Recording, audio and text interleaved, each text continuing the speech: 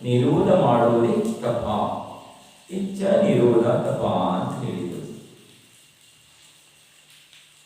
ಸಂಸಾರಿ ಜೀವು ಪಂಚೇಂದ್ರಿಯ ವಿಷಯ ವಾಸನೆಯಲ್ಲಿ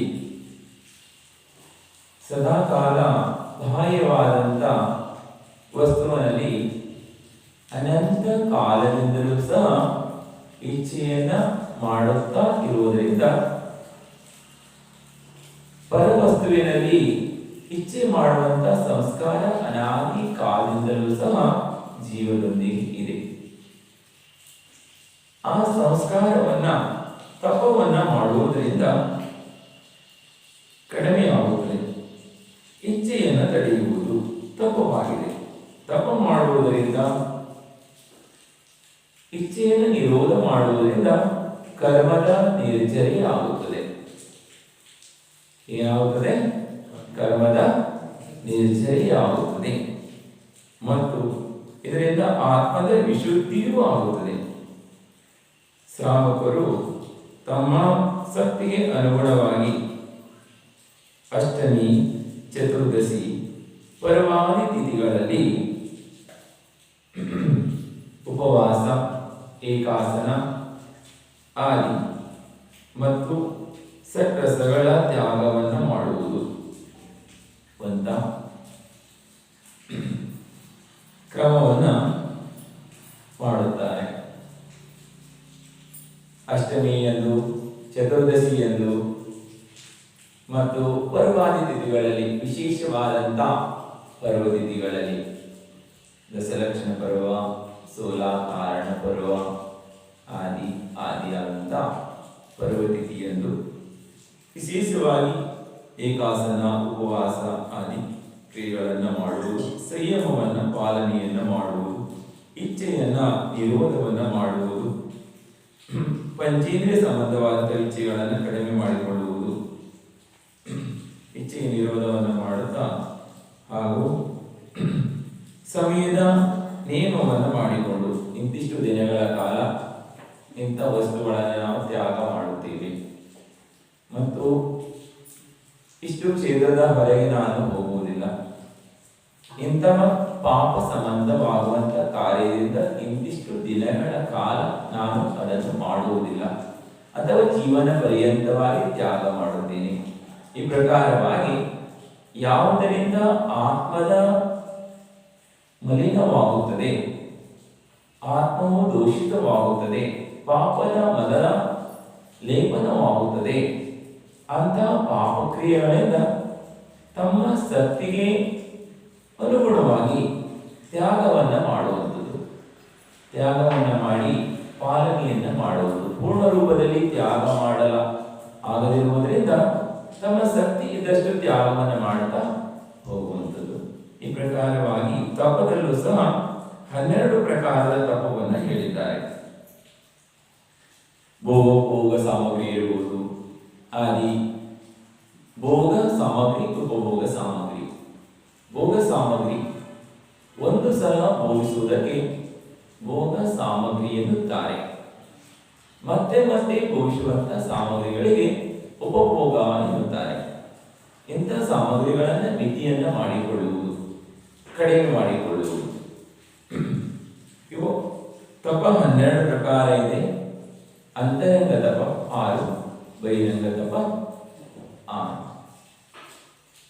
ಆಚಾರ್ಯ ಪರಮೇಷ್ಠಿಗಳ ಮೂಲದಲ್ಲೂ ಸಹ ಬರ್ತದೆ. ಅವರು ಇದನ್ನ ಮೂಲ ಗುಣದಲ್ಲಿ ಪಾಲನೆಯನ್ನು ಮಾಡ್ತಾರೆ ಪೂರ್ಣ ರೂಪದಿಂದ. ಸಾಧುಗಳು ಸಹ ತಪವನ್ನ ಮಾಡ್ತಾರೆ, ಅಂತರಂಗ ತಪ, ಬಹಿರಂಗ ತಪವನ್ನ. ಆದರೆ ಆಚಾರ್ಯ ಪರಮೇಶ್ವರ ಮೂಲ ಗುಣದಲ್ಲಿ ಬರ್ತದೆ ತಪಗುಣ. ತಪ ಮಾಡುವುದರಿಂದ ಕರ್ಮನ ವಿಚಾರಿ ಆಗ್ತದೆ, ಆತ್ಮದ ವಿಶುದ್ಧಿ ಮತ್ತು ಶುದ್ಧ ಪವಿತ್ರವಾಗ್ತದೆ. ಎಲ್ಲಿಯ ತನಕ ತಪವನ್ನು ಮಾಡುವಲ್ಲ ಅಲ್ಲಿಯ ತನಕ ಕಲ್ಮಸಗಳು ದೂರವಾಗಲ್ಲ. ಬಂಗಾರವನ್ನ ಕಲ್ಲಿನಲ್ಲಿ ಬಂಗಾರ ಇದೆ. ಬಂಗಾರವನ್ನ ಪ್ರಾಪ್ತ ಮಾಡಿಕೊಳ್ಳಬೇಕಂದ್ರೆ ಬಂಗಾರದ ಕಲ್ಲನ್ನ ಏನು ಮಾಡಬೇಕು? ಅದನ್ನು ಸುಡಬೇಕು. ಪಟ್ಟಿಯಲ್ಲಿ 16 ಸಲ ಸುಟ್ಟಾಗ ಅದರಲ್ಲಿರುವಂಥ ಕಲ್ಮಸಗಳೆಲ್ಲ ಬೇರವಾಗ್ತದೆ, ಶುದ್ಧವಾದ ಬಂಗಾರ ಪ್ರಾಪ್ತವಾಗ್ತದೆ. ಅದೇ ರೀತಿ ಸಂಸಾರಿ ಆತ್ಮ, ಸಂಸಾರಿ ಜೀವವು ಅಂತರಂಗ ಮತ್ತು ಬಹಿರಂಗವಾದ ಸಮ್ಯಕ್ ಪ್ರಕಾರವಾದ ತಪವನ್ನ ಎಲ್ಲಿಯ ತನಕ ಮಾಡೋಲ್ಲ ಅಲ್ಲಿಯ ತನಕ ಕರ್ಮದ ನಿರ್ಜರವಾಗಲ್ಲ ಮತ್ತು ಪೂರ್ಣವಾಗಿ ಆತ್ಮವು ಪರಮಾತ್ಮನಾಗುವುದಕ್ಕೆ ಸಾಧ್ಯವಿಲ್ಲ. ಪಾಪಾತ್ಮನಾದವನು ತಪವನ್ನು ಮಾಡೋದ್ರಿಂದ ಪುಣ್ಯಾತ್ಮರಾಗ್ತಾರೆ, ಪುಣ್ಯಾತ್ಮರಾಗಿ ಒಂದು ದಿನ ಪರಮಾತ್ಮರಾಗ್ತಾರೆ. ಪರಮಾತ್ಮತ್ವವನ್ನು ಪ್ರಾಪ್ತ ಮಾಡಿಕೊಳ್ಳುವುದಕ್ಕಾಗಿಯೇ ಧರ್ಮವನ್ನ ಪಾಲನೆ ಮಾಡುವಂಥದ್ದು ಮತ್ತು ಅಂತರಂಗ ಬಹಿರಂಗ ತಪಸ್ಸನ್ನ ಮಾಡುವಂಥದ್ದು. ಇನ್ನು ದಾನವನ್ನು ಹೇಳ್ತಾರೆ. ತಪವಾಯಿತು ಸದಾವಶ್ಯದಲ್ಲಿ. ಈಗ ದಾನವನ್ನ ಮಾಡುವುದು ಶ್ರಾವಕರ ಮುಖ್ಯವಾದಂಥ ಅವಶ್ಯಕ ಕ್ರಿಯೆ ಇದೆ. ದೇವ ಪೂಜೆ, ಗುರು ಉಪಾಸನೆ, ಸ್ವಾಧ್ಯಾಯ, ಸಂಯಮ, ತಪ, ದಾನ. ಸತ್ಕ್ರಿಯಾಣಿ ದಿನೇ ದಿನೇ. ಆಚಾರ್ಯರು ಶ್ರಾವಕರಿಗೆ ಶ್ರಾವಕಾಚಾರ ಆದಿ ಗ್ರಂಥಗಳಲ್ಲಿ ಸತ್ಕ್ರಿಯೆಗಳನ್ನು ಪಾಲನೆ ಮಾಡುವವರು ಶ್ರಾವಕರು ಪ್ರತಿದಿನ ಮಾಡಬೇಕು ಅಂತ ಹೇಳಿದ್ದಾರೆ. ಅಂದರೆ ಪ್ರತಿದಿನ ಸಹ ಮಾಡಬೇಕು, ದಾನವನ್ನು ಮಾಡಬೇಕು. ದಾನವನ್ನು ಎಷ್ಟು ಪ್ರಕಾರ ಇದೆ ನೋಡೋಣ. ದಾನ ಮಾಡುವುದು ಯಾತಕ್ಕಾಗಿ? ದಾನ ಮಾಡುವುದು ಸ್ವಯಂ ಹಾಗೂ ಅನ್ಯರ ಕಲ್ಯಾಣಕ್ಕಾಗಿ, ಸ್ವಕಲ್ಯಾಣಕ್ಕಾಗಿ ಮತ್ತು ಪರ ಜೀವಿಗಳ ಕಲ್ಯಾಣಕ್ಕಾಗಿ ದಾನವನ್ನು ಮಾಡುವಂಥದ್ದು. ದಾನವನ್ನು ಮಾಡುವುದರಿಂದ ಸಕಲ್ಯಾಣ ಮತ್ತು ಪರ ಕಲ್ಯಾಣ. ಧರ್ಮ ಆಚಾರ್ಯರು ಧರ್ಮ ಯಾವುದರ ಮೇಲೆ ನಿರ್ಭರವಾಗಿದೆ? ಧರ್ಮವು ನಿರಂತರವಾಗಿ ಯಾವುದರಿಂದ ಮುಂದೆ ನಡ್ಕೊಂಡು ಹೋಗ್ತಾ ಇರುತ್ತೆ? ಧರ್ಮವು ದಾನದ ಮೇಲೆ ನಿರ್ಭರಿತವಾಗಿದೆ. ಎಲ್ಲಿಯ ತನಕ ದಾನ ಮಾಡುವ ಪ್ರಕ್ರಿಯೆ, ದಾನ ಮಾಡುವಂತ ದಾತಾರರು ದಾನವನ್ನ ಮಾಡ್ತಾ ಇರ್ತಾರೆ, ಅಲ್ಲಿಯ ತನಕ ಪಾತ್ರಗಳು ಸಹ ಪ್ರಾಪ್ತವಾಗ್ತಾ ಇರ್ತವೆ. ಪಾತ್ರಗಳು ಇದ್ದಾಗ ಧರ್ಮದ ಬೋಧನೆ ಆಗ್ತದೆ. ಧರ್ಮವನ್ನ ತಿಳಿಸಿ ಹೇಳುವವರು ಉತ್ತಮವಾದಂಥ ಪಾತ್ರದವರು. ಅಂತ ಪಾತ್ರಗಳು ಇರಬೇಕಾದ್ರೆ ದಾತಾರರು ಬೇಕು. ಎಲ್ಲಿಯ ತನಕ ದಾನ ಮಾಡುವವರು ಇರ್ತಾರೆ, ಅಲ್ಲಿ ತನಕ ಧರ್ಮಾತ್ಮರು ಧರ್ಮವೂ ಸಹ ನಿರಂತರವಾಗಿ ಭರತ ಕ್ಷೇತ್ರದಲ್ಲಿ ಮುಂದೆ ನಡೀತಾ ಇರುತ್ತದೆ. ಯಾವಾಗ ದಾನ ಮಾಡುವವರ ಅಭಾವವಾಗ್ತದೆ, ಹಾಗೆ ಧರ್ಮದ ಭರತ ಕ್ಷೇತ್ರದಲ್ಲಿ ಅಭಾವವಾಗ್ತದೆ. ಧರ್ಮ ಭರತ ಕ್ಷೇತ್ರದಲ್ಲಿ ಪಂಚಮ ಕಾಲದಲ್ಲಿ ದಾನ ಮಾಡುವ ತನಕ ಧರ್ಮ ಇರುತ್ತದೆ. ಅದಕ್ಕೆ ಪಂಚಮ ಕಾಲದಲ್ಲಿ ಧರ್ಮ ಯಾವುದರ ಮೇಲೆ ನಿರ್ಭರಿತವಾಗಿದೆ ಅಂದರೆ ಧರ್ಮ ದಾನದ ಮೇಲೆ ನಿರ್ಭರವಾಗಿದೆ. ಅದಕ್ಕಾಗಿ ದಾನವನ್ನು ಮಾಡಬೇಕು. ಯಾವುದಕ್ಕಾಗಿ? ನನ್ನ ಆತ್ಮ ಧರ್ಮದ ರಕ್ಷಣೆಗಾಗಿ, ಪರಮಾತ್ಮ ಅಂದರೆ ಬೇರೆ ಆತ್ಮ ಜೀವದ ಧರ್ಮದ ರಕ್ಷಣೆಗಾಗಿ ದಾನವನ್ನು ಮಾಡಬೇಕು. ದಾನ ಮಾಡುವುದು ಶ್ರಾವಕರ ಆದ್ಯವಾದಂಥ ಕರ್ತವ್ಯವಿದೆ, ಅವಶ್ಯಕವಾದಂಥ ಕ್ರಿಯೆ ಇದೆ. ಆಚಾರ್ಯರು ದಾನ ಪೂಜೆ ಮಾಡದವರಿಗೆ ನಾಸಾವಿಯಾಣ ಅಂತ ಹೇಳಿದರು. ಶ್ರಾವಕರಲ್ಲ. ಯಾರು ಈತರಾದ ಭಗವಂತನ ಪೂಜೆಯನ್ನು ಮಾಡಲ್ಲ, ದೈವ ಶಾಸ್ತ್ರ ಗುರುಗಳನ್ನ ಪೂಜಿಸೋಲ್ಲ ಪ್ರತಿದಿನ, ಮತ್ತು ಯಾರು ಸತ್ಪಾತ್ರಕ್ಕೆ ದಾನವನ್ನ ಮಾಡೋಲ್ಲ, ಅವರು ಶ್ರಾವಕರಲ್ಲ. ಶ್ರಾವಕರಾದವರು ಮನೆಯ ಬಾಗಿಲಿಗೆ ಬಂದಂತ ಅತಿಥಿಗಳಿಗೆ ತಮ್ಮ ಶಕ್ತಿ ಇದ್ದಷ್ಟು ದಾನವನ್ನ ಮಾಡದೆ ಹಾಗೆ ಕಳಿಸೋರು. ತಮ್ಮ ಶಕ್ತಿ ಎಷ್ಟಿದೆ, ತನ್ನಲ್ಲಿ ಏನಿದೆ, ತನ್ನ ಯೋಗ್ಯತಾ ಏನಿದೆ, ಅದಕ್ಕೆ ಅನುಗುಣವಾಗಿ ಪ್ರತಿ ಶ್ರಾವಕರು ಸಹ ಪ್ರತಿದಿನನೂ ಸಹ ಅವರು ದಾನದ ನಿರೀಕ್ಷೆಯನ್ನ ಮಾಡಿ ಸತ್ಪಾತ್ರಗಳನ್ನು ನೋಡಿ ದಾನವನ್ನು ಮಾಡ್ತಾರೆ. ದಾನ ಮಾಡುವುದರಿಂದಲೇ ಶ್ರಾವಕರ ಏನಾಗುತ್ತದೆ? ಸಾರ್ಥಕತೆ ಆಗುತ್ತದೆ. ಶ್ರಾವಕ ಧರ್ಮದ ಸಾರ್ಥಕತೆ ದಾನ ಮಾಡುವುದರಿಂದ, ಸತ್ಕ್ರಿಯೆಗಳನ್ನು ಪಾಲನೆ ಮಾಡುವುದರಿಂದ, ದಾನವನ್ನು ಮಾಡುವುದರಿಂದ ಸ ಮತ್ತು ಪರದ ಆತ್ಮದ ಕಲ್ಯಾಣವಾಗುತ್ತದೆ. ಸ ಆತ್ಮದ ಕಲ್ಯಾಣ, ಪರ ಆತ್ಮದ ಕಲ್ಯಾಣ. ದಾನ ಮಾಡುವುದು ನಮ್ಮ ಆತ್ಮ ಕಲ್ಯಾಣಕ್ಕಾಗಿ, ನಮ್ಮ ಕರ್ಮ ನಿರ್ಜನೆಗಾಗಿ. ದಾನವನ್ನ ಯಾರಿಗೆ ಮಾಡಬೇಕು? ದಾನವನ್ನ ಉತ್ತಮ, ಮಧ್ಯಮ, ಜಗನ್ಯ ಎನ್ನುವ 3 ಪಾತ್ರಗಳಿಗೆ ದಾನವನ್ನ ಮಾಡಬೇಕು. ಮುನಿ, ಆರಿಕ, ಶ್ರಾವಕ, ಶ್ರಾವಿಕ. ಶ್ರಾವಕ, ಶ್ರಾವಿಕ ಅಂದ್ರೆ ಇವರಿಗೆ ದಾನವನ್ನ ಮಾಡಬೇಕು. ತಮ್ಮ ಧನ ಸಂಪತ್ತಿನ ತ್ಯಾಗವನ್ನ ಮಾಡುವುದರೊಂದಿಗೆ 4 ಪ್ರಕಾರದ ದಾನವನ್ನು ಮಾಡುವುದು. ದಾನ ಮಾಡುವಂತ ದಾತಾರರು 4 ಪ್ರಕಾರದ ಪಾತ್ರಗಳಿಗೆ ದಾನವನ್ನ 3 ಪ್ರಕಾರದ ಪಾತ್ರಗಳಿಗೆ 4 ಪ್ರಕಾರದ ದಾನವನ್ನ ಮಾಡುತ್ತಾರೆ. ಮುನಿ, ಆರಿಕ,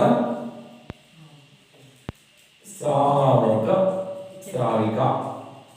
ಅಂದರೆ ಶ್ರಾವಕ ಶ್ರಾವಿಕೆಯರಲ್ಲಿ ಬರ್ತಾರೆ. ಶ್ರಾವಕ ಶಿರೋಮಣಿ, ಉತ್ತಮವಾದಂಥ ಪಾತ್ರದವರು ಮಹಾವತಿಗಳು. 6-7 ಗುಣಸ್ಥಾನದಲ್ಲಿರುವಂಥವರು, 6ನೇ ಗುಣಸ್ಥಾನದ ಮೇಲಿರುವಂಥವರು, ಪ್ರಮಥ ಅಪ್ರಮಥ ಗುಣಸ್ಥಾನ ಆದಿ. ಅದಕ್ಕಿಂತ ಕೆಳಗಿನವರು ಮಧ್ಯಮ ಪಾತ್ರರು, ಅಂದ್ರೆ 5ನೇ ಗುಣಸ್ಥಾನ ವೃತ್ತಿ, ಆರಿಕ ಅವರು ಮತ್ತು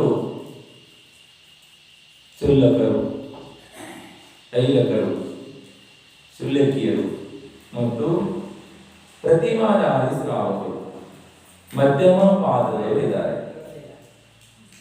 ಯಾರು ಪ್ರತಿಮೆಯನ್ನು ಧಾರಣೆ ಮಾಡಿದ್ದಾರೆ ಇವರಿಗೆ ಗುಣಸ್ಥಾನ 5 ಇರುತ್ತದೆ. ಇವರು ಒಂದು ಪಾತ್ರ ಇದೆ.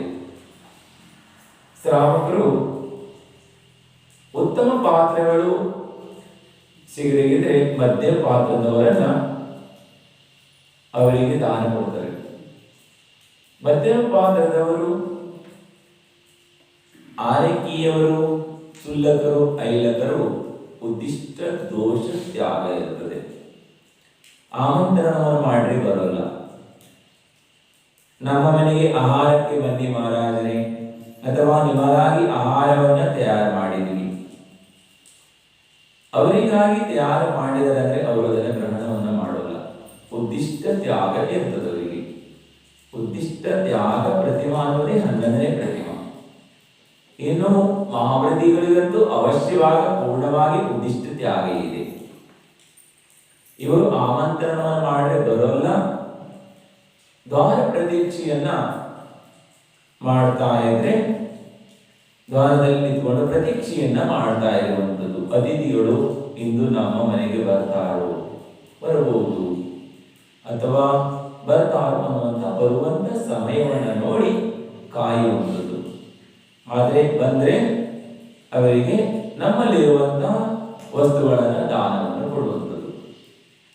ಪ್ರತೀಕ್ಷೆ ಮಾಡುವುದಕ್ಕೆ ಯಾರನ್ನ ಕೇಳಬೇಕಾಗಿಲ್ಲ. ಯಾರು ಕಮಿಟಿಯವರನ್ನ, ಸಮಾಜವನ್ನ ಯಾರನ್ನು ಕೇಳುವ ಅವಶ್ಯಕತೆ ಇಲ್ಲ. ಯಾವ ಶಾಸ್ತ್ರದಲ್ಲೂ ಸಹ ಇಲ್ಲ. ಪ್ರತಿಯೊಬ್ಬ ಶ್ರಾವಕರು ಸಹ ಅತಿಥಿಗಳ ಪ್ರತೀಕ್ಷೆಯನ್ನ ಮಾಡಿ ಆಹಾರವನ್ನು ಮಾಡಬೇಕು ಅಂತ ಹೇಳಿದ್ದಾರೆ. ಯಾರು ಶ್ರಾವಕರಿದ್ದಾರೆ, ಶ್ರಾವಕರು ಅಂತ ಯಾರಿಗೆ ಹೇಳ್ತಾರೆ? ಶ್ರದ್ಧಾವಾನ್, ವಿವೇಕವಾನ್, ಕ್ರಿಯಾವಾನ್. ಶ್ರದ್ಧೆ ಉಳ್ಳವರಾಗಿರ್ತಾರೆ. ಜಿನವಚನದ ಮೇಲೆ, ಜಿನೇಂದ್ರ ಭಗವಂತರು ಹೇಳಿರುವಂತಹ ವಚನದ ಮೇಲೆ, ಆಗಮದಲ್ಲಿರತಕ್ಕಂಥ ಆಗಮಕವಾದಂತಹ ಶಬ್ದಗಳನ್ನ ಅದರ ಮೇಲೆ ಶ್ರದ್ಧೆಯನ್ನು ಉಳ್ಳವರಾಗಿರ್ತಾರೆ. ಆಗಮದಲ್ಲಿ ಯಾವ ಪ್ರಕಾರ ಹೇಳಿದರೆ ಆ ಪ್ರಕಾರ ಶ್ರದ್ಧೆಯನ್ನ ಮಾಡ್ತಾರೆ. ಆಗ ಹೇಳಿದರೆ ಆಚಾರ್ಯರು ಎರಡು ಪ್ರಕಾರ ಧರ್ಮದ ಕಥನವನ್ನು ಮಾಡಿದರು. ಒಂದು ಶ್ರಾವಕ ಧರ್ಮ, ಇನ್ನೊಂದು ಮುನಿಗಳ ಧರ್ಮ. ಅನಾಗಾರ ಧರ್ಮ, ಸಾಗರ ಧರ್ಮ. ಅನಾಗಾರ ಧರ್ಮ ಮತ್ತು ಮಹಾಮೂರ್ತಿಗಳಲ್ಲಿದೆ. ಇನ್ನು ಅವರು ತತ್ಸಂಬಂಧಿ ಅವರಿಗಾಗಿ ಮಾಡಿದಂಥ ಆಹಾರವನ್ನ, ನಿಮಂತ್ರಣವನ್ನು ಕೊಟ್ಟು ಅವ್ರ ಮನೆಗೆ ಹೋಗಿ ಅವರು ಆಹಾರ ಸ್ವೀಕಾರವನ್ನು ಮಾಡೋದು. ಇನ್ನು ಶ್ರಾವಕರು ತಮಗಾಗಿ ಮಾಡಿಕೊಂಡಿರ್ತಾರೆ. ಅತಿಥಿಗಳು ಬಂದರೆ ಆಚಾರ್ಯರು ಅವರಿಗೆ ದಾನವನ್ನು ಕೊಟ್ಟು ಸ್ವೀಕಾರ ಮಾಡಬೇಕು ಅಂತ ಹೇಳಿದ್ದಾರೆ. ಯಾರು ದಾನ ಕೊಡದೆ ಕೇವಲ ತಾವೇ ತಮ್ಮ ಹೊಟ್ಟೆಯನ್ನ ಅಥವಾ ತಮ್ಮ ಉದರವನ್ನ ತುಂಬಿಸಿಕೊಳ್ತಾರೆ ಅಂತ ಹೇಳಿದ್ರೆ ಆಚಾರ್ಯರು ಪಶುವಿಗೆ ಸಮಾನ ಅಂತ ಹೇಳಿದ್ದಾರೆ.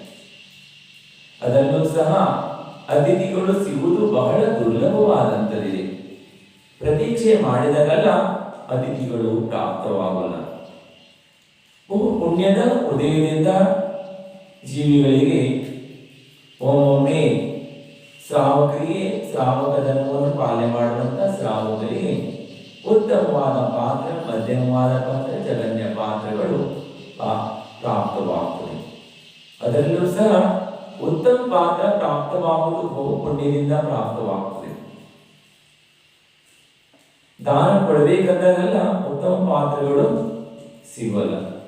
ಆದರೆ ಉತ್ತಮ ಪಾತ್ರಗಳು ಒಂದು ವೇಳೆ ಸಿಗುವಂಥದ್ದಿದ್ದಾರೆ ಇದೆ ಅಂದ್ರೆ ಊರಲ್ಲಿ ಮುನಿ ಮಹಾರಾಜರಿದ್ದಾರೆ, ಅಕ್ಕಪಕ್ಕದಲ್ಲಿ ಇದ್ದಾರೆ ಅಂದ್ರೆ ಎಲ್ಲ ಶ್ರಾವಕರು ಸಹ ಪ್ರತಿದಿನ ಪ್ರತೀಕ್ಷೆಯನ್ನ ಮಾಡಿ ಆಹಾರವನ್ನು ಮಾಡಬೇಕು. ನಮ್ಮ ಮನೆಯಲ್ಲಾಗಲಿ, ನಮ್ಮ ಮನೆಯು ಮಂಗಲವಾಗಲಿ, ಮನೋ ಮಂಗಲವಾಗಲಿ ಎಂದು ನಮ್ಮ ಜೀವನ ಸಾರ್ಥಕವಲ್ಲ. ಪ್ರತಿದಿನವೂ ಸಹ ನಮಗೆ ಅತಿಥಿಗಳಿಗೆ ದಾನ ಕೊಡುವಂತ ಸೌಭಾಗ್ಯ ಪ್ರಾಪ್ತವಾಗ್ತದೆ ಅಂದ್ರೆ ನಮ್ಮಷ್ಟು ಭಾಗ್ಯಶಾಲಿಗಳು ಜಗತ್ತಿನಲ್ಲಿ ಯಾರೂ ಇಲ್ಲ. ನಮ್ಮ ಜೀವನ ಸಾರ್ಥಕವಾದಂತಿದೆ. ಪ್ರತಿದಿನ ಸಿಕ್ಕಿದ್ರು ಸಹ ಯಾರು ಶ್ರಾವಕರಿದ್ದಾರೆ, ಶ್ರದ್ಧಾವಾನರಿದ್ದಾರೆ, ಅವರು ಅಹೋ ಬಾಕಿ ಮನೆಯ ಬಾಗಿಲಿಗೆ ಅತಿಥಿಗಳು ಬರ್ತಾ ಇದ್ದಾರೆ ಎಂದು ನಮಗೆ ದಾನವನ್ನು ಕೊಡುವಂತ ಸೌಭಾಗ್ಯ ಪ್ರಾಪ್ತವಾಗ್ತಿದೆ ಅಂತೇಳಿ ಬಹಳ ಸಂತೋಷವನ್ನು ಉಳ್ಳವರಾಗಿರ್ತಾರೆ. ಇಲ್ಲ ಮಹಾರಾಜ ಪ್ರತಿದಿನ ನಮ್ಮನೆಗೆ ಬರ್ತಾ ಇದ್ದಾರೆ, ಇಲ್ಲ.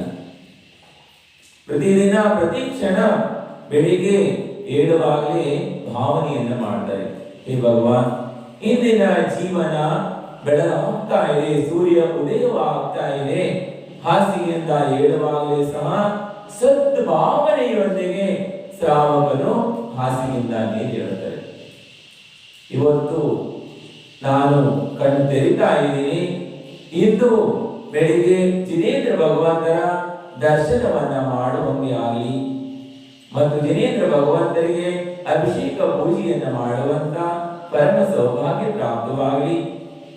ಸತ್ಪಾತ್ರಗಳಿಗೆ ದಾನವನ್ನು ಕೊಡುವಂತ ಸದಾವಕಾಶ ಇವತ್ತು ಪ್ರಾಪ್ತವಾಗಲಿ. ನನಗೆ ಸತ್ಕ್ರಿಯೆಗಳನ್ನ ಪಾಲನೆ ಮಾಡುವಂತ ಇಂದಿನ ಜೀವನ, ಇವತ್ತಿನ ದಿನ ಏನಾಗಲಿ ಮಂಗಲವಾಗಲಿ.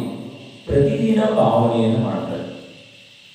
ಒಂದು ದಿವಸ ಅಲ್ಲ, ಯಾವಾಗಾದ್ರೂ ಒಂದು ದಿವಸ ಬಂದು ಮುನಿಗಳಿಗೆ ಯಾವುದೋ ಖ್ಯಾತಿ, ಲಾಭ, ಮಾನ, ಸನ್ಮಾನದಿಂದಾಗಲಿ ಅಥವಾ ನಾವು ಒಂದು ಆಹಾರ ಕೊಡಿದ್ರೆ ಏನು ಹೇಳ್ತಾರೆ ಜನ, ಅಥವಾ ಯಾವುದಾದ್ರೂ ಕಮಿಟಿಯವರು ಸಮಾಚಾರ ಹೇಳಿದ್ರು, ಪಾಳೆ ಮಾಡಿದ್ರು, ನೀವೊಂದೊಂದು ಚೌಕ ಹಚ್ಚ್ರಿ, ಇವರೊಂದು ಚೌಕ ಹಚ್ಚ್ರಿ, ಮಹಾರಾಜ ಚಾತುರ್ಮಾಸ ನಡೀತಾ ಇದೆ, ಅವ್ರು ಹೇಳಿದ್ರು ಬಂದು ಇವ್ರು ಹಚ್ಚಿದ್ರು. ಅಥವಾ ಯಾರು ಎಲ್ಲರಲ್ಲ ಆಹಾರ ಆಯ್ತು ನಿಮ್ಮಲ್ಲಿ ಆಹಾರ ಆಗಲಿಲ್ಲ ಅಂತ ಹೇಳ್ತಾರೆ ಅಂತೇಳಿ ಹಚ್ಚಿದ್ರು ಅಂದ್ರೆ ಇದು ಸಾರ್ಥಕತೆ ಇಲ್ಲ. ಬಂಧುಗಳೇ, ನೀವು ದಾನವನ್ನು ಮಾಡ್ತಾ ಇದ್ದೀರಿ, ಉತ್ಕೃಷ್ಟ ಭಾವದೊಂದಿಗೆ ದಾನವನ್ನು ಮಾಡಿ, ಯಾವುದೇ ಅಪೇಕ್ಷೆ ಇಟ್ಕೊಂಡು ಮಾಡಬೇಡಿ. ಒಂದು ವೇಳೆ ಪಾತ್ರಗಳು ಸಿಕ್ಕಿದ್ರೆ ಆ ಭಾಗ್ಯ, ಸಿಗದೇ ಇದ್ರೂ ಸಹ ಪ್ರತಿದಿನ ಶುದ್ಧವಾದ ಆಹಾರವನ್ನು ಮಾಡ್ಕೋಬೇಕು, ನಮಗಾಗಿ ಮಾಡ್ಕೋಬೇಕು ಮತ್ತು ಬಂದವರಿಗೆ ಕೊಡಬೇಕು. ಬರದೇಗಿದ್ರೆ ಇಲ್ಲ, ನಮಗೆ ಬೇರೆ ಅವರಿಗೆ ಬೇರೆ, ನಮ್ಮ ಮೊದಲನೇನ ತಯಾರು ಮಾಡಿ ಇಟ್ಕೊಡುವಂಥದ್ದು. ಮೊದಲನೇ ದಿವಸ ಹಿಟ್ಟು ಎಲ್ಲ ಬೀಸಿ ಎಲ್ಲ ಇಟ್ಕೊಳ್ಳೋದು. ಆದರೆ ಮಹಾರಾಜ ಬಂದ್ರೆ ಮಾತ್ರ ಬೇರೆ ಇಲ್ಲ, ಹೀಗೆ ಮಾಡಬಾರ್ದು, ಇದು ದೋಷ ಆಗ್ತದೆ. ಮಹಾರಾಜ ನೀವು ಒಂದು ದಿವಸ ಮುನಿ ಆಗಲೇಬೇಕು, ನೀವು ಒಂದು ದಿವಸ ಮಹಾಭಾರತವನ್ನು ಗ್ರಹಣೆ ಮಾಡಲೇಬೇಕು. ಸಂಯಮವನ್ನು ಇಲ್ಲದೆ ಯಾರಿಗೂ ಮುಕ್ತಿ ಇಲ್ಲ. ದೊಡ್ಡ ದೊಡ್ಡ ಸಂಯಮವನ್ನು ಪಾಲನೆ ಮಾಡ್ಲಿಕ್ಕೆ ಆಗದಿದ್ರೆ ಸ್ವಲ್ಪವಾದರೂ ಸಂಯಮ ಪಾಲನೆ ಮಾಡೋಣ. ಮುನಿ ಮಹಾರಾಜರು ಹತ್ತಿರದಲ್ಲಿದ್ದಾರೆ, ಊರಲ್ಲಿದ್ದಾರೆ. ನಮ್ಮ ಬಸ್ತಿಯಲ್ಲಿ ಮುನಿ ಮಹಾರಾಜನ ಚಾತುರ್ಮಾಸ ನಡೀತಾ ಇದೆ, ಅಥವಾ ಮುನಿ ಮಹಾರಾಜ ನಮ್ಮೂರಿಗೆ ವಿಹಾರ ಮಾಡ್ಕೊಂಡು ಬಂದಿದ್ದಾರೆ ಅಂದ್ರೆ ಆ ದಿನವಾದರೂ ಆ ದಿವಸವಾದರೂ ಸಹ ಶುದ್ಧವಾದ ಆಹಾರ ಮಾಡಿಕೊಂಡು ಪ್ರತೀಕ್ಷೆ ಮಾಡೋದು. ಪ್ರತಿದಿನ ಸಿಗಂಗಿಲ್ಲ, ಪ್ರತೀಕ್ಷೆ ಮಾಡಿದ ತಕ್ಷಣ ಸಿಗ್ತಾರೆ ಮಹಾರಾಜರು ಇಲ್ಲ. ಮತ್ತು ಯಾರ ಭಾಗ್ಯದಲ್ಲಿರುತ್ತದೆ ಅವರ ಮನೆಯಲ್ಲಿ ಆಹಾರವಾಗ್ತದೆ. ಇಲ್ಲ ನಾನಿವತ್ತು ಚೌಕ ಮಾಡಿದ್ದೆ, ನಾನು ಭಾವನೆ ಮಾಡ್ಕೊಂಡಿದ್ದೆ, ನೀವ್ಯಾರು ಪ್ರದಾನ ಮಾಡಬಾರ್ದು, ನಮ್ಮಲ್ಲೇ ಆಗಿದೆ, ಇದು ಏನಾಗ್ತದೆ, ದೋಷವಾಗ್ತದೆ. ಈ ರೀತಿ ಭಾವನೆಗಳನ್ನ ಮಾಡಬಾರದು. ಯಾರಿಗೂ ಸಹ ಅವರಿಗೆ ಮಾಡುವವರಿಗೆ ಕೊಡುವವರಿಗೆ ದಾನವನ್ನ ಮಾಡುವವರಿಗೆ ದಾನ ಮಾಡಬಾರದು ಅಂತ ಹೇಳಿದ್ರೆ ಅಂತರಾಯಕರನ್ನು ಬಂಧವಾಗ್ತದೆ. ಯಾರಿಗೂ ಮನ ಮಾಡಬಾರದು. ಅವರು ಸ್ವಇಚ್ಛೆ ದಾನ ಕೊಡುವುದಕ್ಕೆ ಅವರು ಸ್ವತಂತ್ರ ಇದ್ದಾರೆ. ಸರಿ, ಅವಶ್ಯಗಳನ್ನ ಪಾಲನೆ ಮಾಡಿದಾಗ ಪ್ರತಿಯೊಬ್ಬ ಶ್ರಾವಕರು ಸ್ವತಂತ್ರರಿದ್ದಾರೆ. ಪ್ರತಿದಿನ ಸಹ ಮಾಡಬೇಕು, ಪ್ರತಿದಿನ ಭಾವನೆಯನ್ನು ಮಾಡಬೇಕು. ಯಾರ ಭಾಗ್ಯದಲ್ಲಿದೆ ಅವರ ಮನೆಯಲ್ಲಿ ಆಹಾರವಾಗ್ತದೆ. ಒಂದು ವೇಳೆ ಯಾರಾದರೂ ಸಹ ಹೇಳಿದ್ರು, ಭಾವನೆ ಇಟ್ಟುಕೊಳ್ಳೋ ದಿವಸ ಅವರಿಗೆ ಶುದ್ಧವಾಗಿ ಆಹಾರ ಮಾಡ್ಕೊಂತಿದ್ರು, ಸತ್ಮಾತ್ರೆ ಕೊಡುವಂತ ಭಾವನೆ ಮಾಡ್ತಿದ್ರು, ಬೇರೆ ಯಾರಾದ್ರೂ ಮಾಡಬೇಡಿ ಅಂತ ಹೇಳಿದ್ರು, ಪ್ರದಾನ ಮಾಡಬೇಡಿ ನೀವು ಅಂತ ಹೇಳಿದ್ರು. ಮನೆಗಳಿಗೆ ಉಪವಾಸ ಆಯ್ತು ಆ ದಿವಸ. ದೋಷ ಆಗುದು ಯಾರಿಗೆ? ಯಾರು ಬೇಡ ಅಂತ ಹೇಳಿದ್ರು ಅವರಿಗೆ ಆಹಾರ. ಒಂದು ವೇಳೆ ಮುನಿ ಮಹಾರಾಜರಿಗೆ ಅಂತರಾಯ ಆಗದೇ ಇದ್ರು, ಉಪವಾಸ ಆಗದೇ ಇದ್ರು ಪಾಪಂತೂ ಬಂದ ಆಗ್ತದೆ.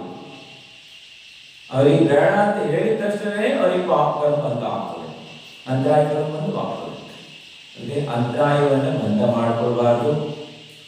ನಿಮ್ಮಲ್ಲಿ ಏನಿದೆ ಅದನ್ನೇ ನೀವೇನು ಊಟ ಮಾಡಿದ್ರಿ ಅದನ್ನೇ ಅದರ ಮುನಿ ಮಹಾರಾಜರು ಕೃತಿಗಳು ಒಂದೇ ಸಲ ಆಹಾರ ಮಾಡ್ತಾರೆ. ಅವರಿಗೆ ತ್ಯಾಗ, ತಪಸ್ಯ, ಸಂಯಮನ ಪಾಲನೆ ಮಾಡೋದಕ್ಕೆ ಎಂತ ಆಹಾರದ ಅವಶ್ಯಕತೆ ಇರ್ತದೆ. ನಿರ್ವಿಕಲ್ಪದಿಂದ ಅವರು 24 ಗಂಟೆ ಸಾಧನೆ ಮಾಡೋದಕ್ಕೆ ಯಾವುದು ಯೋಗ್ಯವಿರುತ್ತದೆ ಅಂತ ಆಹಾರಗಳನ್ನ ವಿವೇಕವಾದ ಶ್ರಾವಕರು, ಶ್ರದ್ಧೆ ಇರ್ತದೆ ಮತ್ತು ವಿವೇಕಪೂರ್ವಕವಾಗಿ ಶ್ರದ್ಧಾವಾನ್ ವಿವೇಕವಾದ 6 ಅವಶ್ಯಕಗಳನ್ನು ಸಹ ವಿವೇಕಪೂರ್ವಕವಾಗಿ ಕ್ರಿಯೆಗಳನ್ನು ಮಾಡ್ತಾರೆ. ಯದ್ವ ತತ್ವ ಮಾಡಂಗಿಲ್ಲ, ಅಥವಾ ಬೇರೆಯವರಿಗೆ ತೋರಿಸೋದಕ್ಕಾಗಿ ಧರ್ಮವನ್ನು ಮಾಡಲ್ಲ. ಸ್ವತಃ ತನ್ನ ಆತ್ಮ ಕಲ್ಯಾಣಕ್ಕಾಗಿ ಮತ್ತು ಪರ ಆತ್ಮ ಕಲ್ಯಾಣಕ್ಕಾಗಿ ಭಾವನೆಯಿಂದ, ಯಾವುದೇ ಅಪೇಕ್ಷೆ ಇಲ್ಲದೆ ನಿರಾಪೇಕ್ಷ ಭಾವನೆಯಿಂದ ಧರ್ಮವನ್ನ ಧರ್ಮಾತ್ಮರು ಸದಾಕಾಲ ಮಾಡ್ತಾ ಇರ್ತಾರೆ. ಈ ರೀತಿಯಾಗಿ ಸಕಲ ಅವಶ್ಯಗಳನ್ನು ಪಾಲನೆಯನ್ನು ಮಾಡಬೇಕು. ದಾನದಲ್ಲಿ 4 ಪ್ರಕಾರದ ದಾನಗಳನ್ನು ನೀಡಿದ್ರು. ಆಹಾರ ದಾನ, ಜ್ಞಾನ ದಾನ, ಔಷಧಿ ದಾನ, ಅಭಯ ದಾನ. ಎಷ್ಟು ಪ್ರಕಾರ ದಾನ ಹೇಳಿದ್ರು? 4 ಪ್ರಕಾರದ ದಾನಗಳನ್ನ ಆಚಾರ್ಯರು ಹೇಳಿದ್ದಾರೆ. ಆಹಾರ ದಾನ, ಆಹಾರ ದಾನವನ್ನು ಮಾಡುವಂಥದ್ದು. ಸತ್ಪಾತ್ರಕ್ಕೆ ಆಹಾರ ದಾನವನ್ನು ಕೊಡುವುದು. ಉತ್ತಮ ಪಾತ್ರ, ಮಧ್ಯಮ ಪಾತ್ರ, ಜಗನ್ಯ ಪಾತ್ರ. ಉತ್ತಮ ಪಾತ್ರದಲ್ಲಿ ಮುನಿ ಮಹಾರಾಜರು ಬರ್ತಾರೆ. ಮಧ್ಯಮ ಪಾತ್ರದಲ್ಲಿ ಮಾತಾಜಿಯವರು, ತೈಲಕರು, ಚುಲ್ಲಕರು ಇವರೆಲ್ಲ ಉದ್ದಿಷ್ಟ ದೋಷ ತ್ಯಾಗ ಇರುವವರು. ಇನ್ನು ಅದನ್ನು ಕೆಳಗಿರ್ತಕ್ಕಂಥ ಪ್ರತಿಮಾಧಾರಿಗಳು ಎಲ್ಲ ಪ್ರತಿಮೆಯಿಂದ 1-2 ಪ್ರತಿಮೆಯಿಂದ 10 ಪ್ರತಿಮಾ ತನಕ ಪ್ರತಿಮಾಧಾರಿಗಳೆಲ್ಲರೂ ಸಹ ಬರ್ತಾರೆ. ಅದಕ್ಕಿಂತ ಕೆಳಗಿನ ಪ್ರತಿಮಾಧಾರಿಗಳ 11ನೇ ಪ್ರತಿಮೆಗಿಂತ ಕೆಳಗಿನ ಪ್ರತಿಮಾಧಾರಿಗಳನ್ನ ಆಮಂತ್ರಣ ಕೊಟ್ಟು ಕರ್ಕೊಂಡು ಹೋಗ್ಬೋದು. ಅವ್ರನ್ನ ಆಮಂತ್ರಣ ಮಾಡಿ ಬರ್ತಾರೆ, ಕರೀದೇ ಬರಂಗಿಲ್ಲ. ಕರೀದೇಗಿದ್ರೆ ಉಪವಾಸ ಇರ್ತಾರೆ, ಆದ್ರೆ ಬರಂಗಿಲ್ಲ. ಮತ್ತು ಶುದ್ಧ ಪೂರ್ವಕ ಶುದ್ಧವಾಗಿ ಪ್ರತಿಮಾಧಾರಿಗಳು ಮಡಿ ಮೇಲೆ ಆಹಾರ ತೆಗೆದುಕೊಳ್ತಾರೆ. ಆ ಕಡೆ ಅವರಿಗೆ ಆಹಾರ ಆಗ ತನಕ ಮಧ್ಯಮ ಪಾತ್ರದಲ್ಲಿದೆ. ಅವರು ಒಂದ್ಸಲ ಆಹಾರ ಮಾಡ್ತಾ ಇರ್ತಾರೆ, ಕೆಲವರು ಒಂದೇ ಸಲ ಆಹಾರ ಮಾಡಿ ಸಂಜೆ ನೀರು ತಗೊಂತಾರ. ಆದ್ರೆ ಅವರಿಗೆ ಸಾಧನೆಗೆ ಅನುಗುಣವಾಗಿ ಏನ್ ಮಾಡಬೇಕು, ಶುದ್ಧವಾದ ಆಹಾರವನ್ನು ಕೊಡಬೇಕು. ಅವರಿಗೆ ಆಹಾರ ಆಗ ತನಕ ಮಡಿಯನ್ನು ಉಳಿಸ್ಕೋಬೇಕು. ಯಾರು ಅಸಂಯಮಿಗಳು ಮತ್ತು ಯಾರು ಮಡಿ ಪ್ರತಿಮೆ ಇದ್ದಿದ್ದವರು ಅಂತವರಿಗೆಲ್ಲ ಮೊದಲು ಪ್ರತಿಮಾಧಾರಿಗೆ ನಿರಂತರ ಆಹಾರ ಆಗಲಿ, ಎಲ್ಲರೂ ವಿನಯಪೂರ್ವಕವಾಗಿ ಅವರಿಗೆ ಆಹಾರವನ್ನು ಕೊಡಬೇಕು. ನಂತರ ಅವರು ಆದ್ಮೇಲೆ ಬಾಕಿಯವರೆಲ್ಲ ಗ್ರಹಣೆಯನ್ನು ಮಾಡಬೇಕು. ಒಂದ್ ವೇಳೆ ಮತ್ತೆ ಎಲ್ಲ ಗ್ರಹಣೆಯನ್ನು ಮಾಡಿದ್ರೆ ಅಶುದ್ಧವಾಗ್ತದೆ. ವಿವೇಕ ಇಟ್ಕೋಬೇಕು, ಇದನ್ನ ವಿವೇಕಪೂರ್ವಕವಾಗಿ ಅವರ ಸಾಧನೆಗೆ ಅನುಗುಣವಾಗಿ ವಿಕಲ್ಪ ಆಗಬಾರದು. ಭಕ್ತಿ ಭಾವದಿಂದ ಅವರು ಇವತ್ತು ಮಧ್ಯಮ ಪಾತ್ರ ಪ್ರಾಪ್ತವಾಗಿದೆ, ಪ್ರತಿ ಶ್ರಾವಕರ ಪ್ರಾಪ್ತವಾಗಿದ್ದಾರೆ, ಪ್ರತಿಗಳು ಸಿಕ್ಕಿದ್ದಾರೆ. ಇವತ್ತು ಪ್ರತಿಮಾಧಾರಿಗಳಿದ್ದಾರೆ, ಇವರು ವೈದ್ಯ ಗುಣಸ್ಥಾನಿದೆ. ಇವರು ಇಂಥವರು ನಮಗೆ ಸಿಕ್ಕಿದ್ದಾರೆ, ಬಹಳ ಖುಷಿಯಿಂದ ಏನ್ ಮಾಡಬೇಕು, ಆಹಾರವನ್ನ ಕೊಡಬೇಕು ಭಕ್ತಿ ಭಾವದಿಂದ. ಇನ್ನು ಪ್ರತಿಮಾಧಾರಿಗಳ ಶ್ರಾವಕರು ಸಿಗಲಿಲ್ಲ, ಅವಿರತ ಸಮಯ ದೃಷ್ಟಿ ಶ್ರಾವಕರು ಯಾರು ಮುಂದೆ ಹೋಗಿ ಪ್ರತಿಮಾವನ್ನ ದೀಕ್ಷೆಯನ್ನು ತೆಗೆದುಕೊಳ್ಳುವುದಕ್ಕೆ ಭಾವ ಮಾಡುತ್ತಿದ್ದಾರೆ, ಜಿನೇಂದ್ರ ಭಗವಂತರ ಧರ್ಮದಲ್ಲಿ ಶ್ರದ್ಧೆಯನ್ನು ಉಳ್ಳವರಾಗಿದ್ದಾರೆ, ಅಂತವರು ಅವಿರತ ಸಮ್ಯ ದೃಷ್ಟಿ ಗುಣಸ್ಥಾನ 4 ವ್ರತ ಇಲ್ಲ, ಏನಿಲ್ಲ ಅವರಲ್ಲಿ ಯಾವುದೇ ರೀತಿಯಾದಂತಹ ವ್ರತಗಳಿರೋಲ್ಲ, ಆದರೆ ಪಾಲನೆಗಳಿವೆ. ಅಷ್ಟಮೂಲ ಗುಣಗಳೆಲ್ಲ ಪಾಲನೆ ಮಾಡ್ತಾ ಇರ್ತಾರೆ, ಮಧು ಮಧ್ಯ ಮಾಂಸಗಳನ್ನ ತ್ಯಾಗ ಮಾಡಿರ್ತಾರೆ, ಮತ್ತು ರಾತ್ರಿ ಭೋಜನ ತ್ಯಾಗ ಇರುತ್ತದೆ, ಕಂದ ಮೂಲಗಳು ತ್ಯಾಗವನ್ನು ಮಾಡಿರುತ್ತಾರೆ. ಆದಿಯಾಗಿ ಶ್ರದ್ಧೆಯನ್ನು ಉಳ್ಳವರಾಗಿರ್ತಾರೆ. ಜಿನೇಂದ್ರ ಭಗವಂತ ಹೇಳಿದಂತ ಧರ್ಮದಲ್ಲಿ ಮೋಕ್ಷ ಮಾರ್ಗದಲ್ಲಿ ಶ್ರದ್ಧೆಯನ್ನು ಇಟ್ಟಿರುವಂತವರು, ವ್ರತದ ಮೇಲೆ ಮೋಕ್ಷ ಮಾರ್ಗ ಇದೇ ಇದೆ. ಜಿನೇಂದ್ರ ಭಗವಂತರು ಬೋಧನೆ ಮಾಡಿದ ತತ್ವದಲ್ಲಿ 6 ದ್ರವ್ಯ, 7 ತತ್ವ, 9 ಪದಾರ್ಥ, 2 ಧರ್ಮದಲ್ಲಿ ಅಟಲವಾದಂತ ಪೂರ್ಣವಾದಂತ ವಿಶ್ವಾಸ, ದೃಢವಾದ ವಿಶ್ವಾಸ ಮತ್ತು ನಿಜವಾದಂತ ವೀತರಾಗ ಭಗವಂತರು ದೇವ ಶಾಸ್ತ್ರ ಗುರುಗಳಲ್ಲಿ ಅಟಲವಾಗಿ ವಿಶ್ವಾಸವನ್ನು ಉಳ್ಳವರು. ಇಲ್ಲ, ಯಾರು ಹೇಳಿದ್ರು ಕೇಳಲ್ಲ, ಇಲ್ಲ ಮೋಕ್ಷ ಮಾರ್ಗ ಇದೇ ಇದೆ, ಎರಡನೇ ಇಲ್ಲ ಅನ್ನುವಂತ ದೃಢವಾದ ವಿಶ್ವಾಸವನ್ನ ಉಳ್ಳಂತವರು ಇವರು ಅವಿರತ ಸಮ್ಯ ದೃಷ್ಟಿ. ನಿಜವಾದ ದೇವ ಶಾಸ್ತ್ರಗಳ ಶ್ರದ್ಧೆ ಇಟ್ಟಿರುವಂತವರು, ತತ್ವದ ಮೇಲೆ 6 ದ್ರವ್ಯ, 9 ಪದಾರ್ಥ, 2 ಧರ್ಮ ಇಂದ ಅವಿರತ ಸಮ್ಯ ದೃಷ್ಟಿ. 4ನೇ ಗುಣಸ್ಥಾನ ಇವರು ಜಗನ್ಯ ಪಾತ್ರ ಇದೆ. ಅವರು ಸಹ ನಿಮ್ಮೂರಿಗೆ ಬಂದ್ರೆ ಅಥವಾ ಅವರು ನಿಮ್ಮಲ್ಲಿ ಬಂದ್ರೆ ಅವರನ್ನ ಕರ್ಕೊಂಡು ಹೋಗ್ತೀವಿ. ನೀವು ಬೇರೆ ಊರಿಗೆ ಹೋದ್ರೆ ನಿಮ್ಮನ್ನು ಅಲ್ಲಿರುವಂತ ಶ್ರಾವಕರು ಕರ್ಕೊಂಡು ಹೋಗ್ತಾರೆ. ಪ್ರತಿ ಊರಲ್ಲೂ ಸಹ ಬಂದಾಗ ಅವಿರತ ಸಮ್ಯ ದೃಷ್ಟಿ ಶ್ರಾವಕರು ಯಾರು ಹೋಟೆಲ್ ತ್ಯಾಗ ಇದೆ, ಕಂದಮೂಲಾದಿಗಳನ್ನು ತ್ಯಾಗ ಮಾಡಿರುತ್ತಾರೆ, ರಾತ್ರಿ ಭೋಜನ ತ್ಯಾಗ ಇದೆ, ಯಾರು ಅಷ್ಟಮೂಲಗಳನ್ನು ಪಾಲನೆ ಮಾಡ್ತಾ ಇರ್ತಾರೆ, ಅಭ್ಯಾಸ ರೂಪದಲ್ಲಿ ಶ್ರದ್ಧಾ ಇದೆ, ಮುಂದೆ ಹೋಗಿ ತಗೊಳ್ಳೋರಿದ್ದಾರೆ, ಅಭ್ಯಾಸ ಮಾಡ್ತಾ ಇದ್ದಾರೆ, ಯಾರು ಫಂಕ್ಷನಾದಿ ಕಾರ್ಯಕ್ರಮಗಳಲ್ಲಿ ವಿಶೇಷವಾದಂತ ಫಂಕ್ಷನ್ನಲ್ಲಿ ಊಟವನ್ನ ಮಾಡಲ್ಲ, ಸಾಮೂಹಿಕ ಭೋಜನವನ್ನ, ಅಂತವರನ್ನ ಗುರುತಿಸಿ ಕರ್ಕೊಂಡು ಹೋಗುವಂಥದ್ದು ಆದ್ಯ ಕರ್ತವ್ಯ ಇದೆ. ಅಂದ್ರೆ ಜಗನ್ಯ ಪಾತ್ರ ಇದೆ, ಉತ್ತಮ ಪಾತ್ರ, ಮಧ್ಯಮ ಪಾತ್ರ, ಜಗನ್ಯ ಪಾತ್ರ.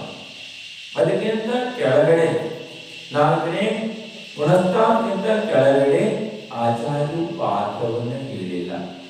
ಒಂದು ವೇಳೆ ಅದಕ್ಕಿಂತ ಕೆಳಗಿನ ಪಾತ್ರಗಳಿಗೆ ಊಟಾದಿ ಪಾನೀಯಾದಿಗಳನ್ನ ಅವರಿಗೆ ಏನಾದರೂ ಹಸಿದಿದ್ದಾಗ ಅವರಿಗೆ ಕೊಟ್ರೆ ಕರುಣಾದಾನ ಆಗ್ತದೆ. ಏನಾಗ್ತದೆ ಇದು? ಸತ್ಪಾತ್ರ ದಾನ ಅಲ್ಲ. ಏನಲ್ಲ ಇದು? ಸತ್ಪಾತ್ರಗಳಲ್ಲ. ಹಾಗೆ ಕರುಣೆಯಿಂದ ಕೊಡುವಂಥದ್ದಿದೆ. ಒಂದು ವೇಳೆ ಅದಕ್ಕಿಂತ ಕೆಳಗಿನ ಪಾತ್ರಗಳಿಗೆ 1, 2, 3 ಗುಣಸ್ಥಾನದಲ್ಲಿರುವ ಮಿಥ್ಯಾದೃಷ್ಟಿ ಆದಿ ಜೀವಿಗಳಿಗೆ ಸತ್ಪಾತ್ರವೆಂದು ಕೊಟ್ರೆ ಇದಕ್ಕೆ ಏನಾಗ್ತದೆ? ಸತ್ಪಾತ್ರವಲ್ಲ, ಇದು ಉಪಾತ್ರವಾಗ್ತದೆ. ಕರುಣೆಯಿಂದ ಕೊಡುವುದು ಕರುಣಾದಾನ, ಅವರಿಗೆ ಆದಿಗಳನ್ನ ಕೊಡುವಂಥದ್ದು. ಆದರೆ ಯಾವ ಪಾತ್ರಕ್ಕೆ ಯಾವುದನ್ನು ಕೊಡಬೇಕು? ಕರುಣೆಯಿಂದ ಯಾವುದನ್ನು ಕೊಡಬೇಕು? ಅವರು ಹಸಿದ್ರೆ ಊಟವನ್ನು ಕೊಡುವಂಥದ್ದು, ಅಥವಾ ರೋಗಿಯಾದರೆ ಔಷಧಿಯನ್ನು ಕೊಡುವಂಥದ್ದು, ಶುದ್ಧವಾದ ಔಷಧಿಯಲ್ಲ, ಹಣವಲ್ಲ. ಹಣ ಕೊಡುವುದರಿಂದ ಹಣದಲ್ಲಿ ಏನಾಗ್ತದೆ? ಅನರ್ಥಗಳು ಆಗ್ತದೆ, ಹಣದ ಸದುಪಯೋಗವಾಗದೇ ಇರುವುದು. ಅದಕ್ಕಾಗಿ ಅವಶ್ಯಕತೆ ಇರುವುದನ್ನು ಅವರಿಗೆ ಪೂರೈಸುವಂಥದ್ದು, ಕರುಣೆಯಿಂದ ಅವರು ದುಃಖಿ ಇದ್ದಾರೆ, ಅವರ ದುಃಖವನ್ನ ದೂರ ಮಾಡುವಂಥದ್ದು ಆದಿಯಾಗಿ.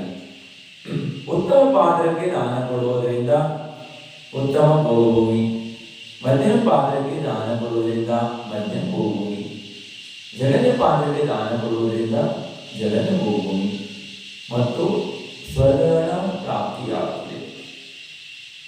ಜಗನ್ಯ ಪಾತ್ರಕ್ಕೆ ದಾನ ಕೊಡುವ ಜಗನ್ಯ ಭೂಮಿ ಸ್ವರ್ಗದ ಪ್ರಾಪ್ತನೂ ಆಗ್ತದೆ. ಕುಪಾತ್ರಕ್ಕೆ ದಾನ ಕೊಡುವುದರಿಂದ ಕುಭೋಗ ಭೂಮಿ ಪ್ರಾಪ್ತವಾಗ್ತದೆ. ಕುಪಾತ್ರಗಳು ಅಂದರೆ ಕುಗುರು, ಕುದೀವ, ಕುಶಾಸ್ತ್ರಕ್ಕೆ ಕುಗುರು ಭಕ್ತರು, ಕುಶಾಸ್ತ್ರ ಭಕ್ತರು ಮತ್ತು ಕುಗುರುವಿನ ಭಕ್ತರು, ಕುದೀವರ ಭಕ್ತರು ಆದಿ ದಾನವನ್ನು ಮಾಡುವುದರಿಂದ ಕುಭೋಗ ಭೂಮಿಯ ಪ್ರಾಪ್ತವಾಗ್ತದೆ ಎಂದು ಶಾಸ್ತ್ರದಲ್ಲಿ ಹೇಳಿದ್ದಾರೆ. ಇನ್ನು ಅಪಾತ್ರಕ್ಕೆ ದಾನ ಮಾಡುವುದರಿಂದ ದುರ್ಗತಿ ಆಗ್ತದೆ. ವ್ಯಸನಾದಿಗಳನ್ನು ಯಾರು ಮಾಡುವಂಥದ್ದಿದ್ದಾರೆ, ಸಪ್ತ ವ್ಯಸನಿ ಇದ್ದಾರೆ, ಅಂಥವರಿಗೆ ಒಂದು ವೇಳೆ ಪಾತ್ರವೆಂದು ತಿಳಿದು ದಾನವನ್ನು ಮಾಡಿದೆ, ಇದು ಪಾತ್ರ ಅಂತ ತಿಳ್ಕೊಂಡ್ರೆ ದಾನ ಮಾಡಿದರೆ ಅದಕ್ಕಾದಿ ಗತಿಗಳ ಪ್ರಾಪ್ತವಾಗ್ತದೆ. ಅದಕ್ಕಾಗಿ ಸತ್ಪಾತ್ರವನ್ನು ಗುರುತಿಸಿ ದಾನವನ್ನು ಮಾಡಬೇಕು. ಸತ್ಪಾತ್ರಗಳು ಸಿಗುವುದು ಬಹಳ ದುರ್ಲಭವಾದಂಥದ್ದಿದೆ. ಉತ್ತಮ ಪಾತ್ರ ಸಿಗುವುದು ಬಹಳ ದುರ್ಲಭವಾಗಿದೆ, ಬೇಕಾದಾಗ ಸಿಗೋಲ್ಲ.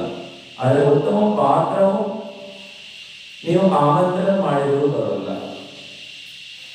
ಆದರೆ ಉತ್ತಮ ಪಾತ್ರವು ನಿಮ್ಮ ಮನೆ ಬಾಗಿಲಿಗೆ ಬಂದಾಗ ಏನು ಮಾಡಬೇಕು? ಅವಶ್ಯವಾಗಿ ದಾನವನ್ನು ಕೊಡಬೇಕು. ಅಥವಾ ಮನೆ ಬಾಗಿಲು ಹಾಕುವಂಥದ್ದು, ಮನೆ ಬಾಗಿಲು ಕೆಲವರು ಹಾಕ್ತಾರೆ, ಮನೆ ಬಾಗಿಲಿಗೆ ಹೋದರೆ ಮನೆಯ ಬಾಗಿಲನ್ನು ಹಾಕಿ ಬಿಡ್ತಾರೆ, ಒಳಗೆ ಇರುತ್ತೆ. ಈ ಪ್ರಕಾರ ಕ್ರಿಯೆಗಳನ್ನು ಮಾಡಬಾರದು. ಏನಾಗಿದೆ? ನಿಮ್ಮ ಪರಮ ಸೌಭಾಗ್ಯ ಶ್ರಾವಕ ಕುಲದ ಶೋಭಾ ದಾನ ಮಾಡುವುದರಿಂದಲೇ ಆಗ್ತದೆ. ಎಲ್ಲ ಕರ್ಮದ ನಿರ್ಜರಿಯಾಗುವುದು ದಾನ ಮತ್ತು ಪೂಜೆಯಿಂದ ಬಂಧುಗಳೇ. ಅದಕ್ಕಾಗಿ ದಾನ ಮತ್ತು ಪೂಜೆಯ ಮಹತ್ವವನ್ನು ತಿಳ್ಕೋಬೇಕು. ಅದರ ಮಹತ್ವವನ್ನು ತಿಳಿದು ಶ್ರಾವಕರು ಇದನ್ನ ಮಾಡುವುದರಿಂದ ಶ್ರಾವಕ ಕುಲದ ಶ್ರಾವಕರ ಜನ್ಮದ ಸಾರ್ಥಕತೆಯಾಗುತ್ತದೆ. ಅವರು ಶ್ರಾವಕರಾಗಿ ಜನ್ಮ ಪಡೆದಿದ್ದು ಜೀವನ ಸಾರ್ಥಕತೆಯಾಗುತ್ತದೆ.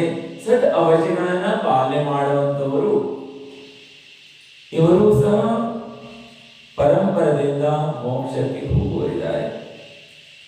ಇದೆಲ್ಲ ಪುರಾಣಾದಿಗಳಲ್ಲಿ ಬರ್ತದೆ. ತೀರ್ಥಂಕರಾದಂಥವರು, ಮಹಾಪುರುಷರಾದಂಥವರು ಇವರೆಲ್ಲ ಮೊದಲು ದಾನವನ್ನು ಮಾಡಿದರು, ಪೂಜೆ ಮಾಡಿದರು. ಹಾಗೆಯೇ ನಿಯಮಗಳನ್ನು, ಸಣ್ಣ ಸಣ್ಣ ನಿಯಮಗಳನ್ನು ಪಾಲನೆ ಮಾಡಿದರು. ಇದರ ಫಲಸ್ವರೂಪವಾಗಿ ಉತ್ತಮ ಗತಿಯಲ್ಲಿ ಜನ್ಮವನ್ನು ಪಡೆತಾ, ಸ್ವರ್ಗಾದಿಗಳಲ್ಲಿ ಜನ್ಮವನ್ನು ಪಡೆಯುತ್ತಾ ಮುಂದೆ ಮಹಾಪುರುಷರಾಗಿ ತೀರ್ಥಂಕರಾಗಿ ಪರ್ಯಾಯಗಳನ್ನು ಪ್ರಾಪ್ತ ಮಾಡಿಕೊಂಡು ಮೋಕ್ಷಕ್ಕೆ ಹೋದರು.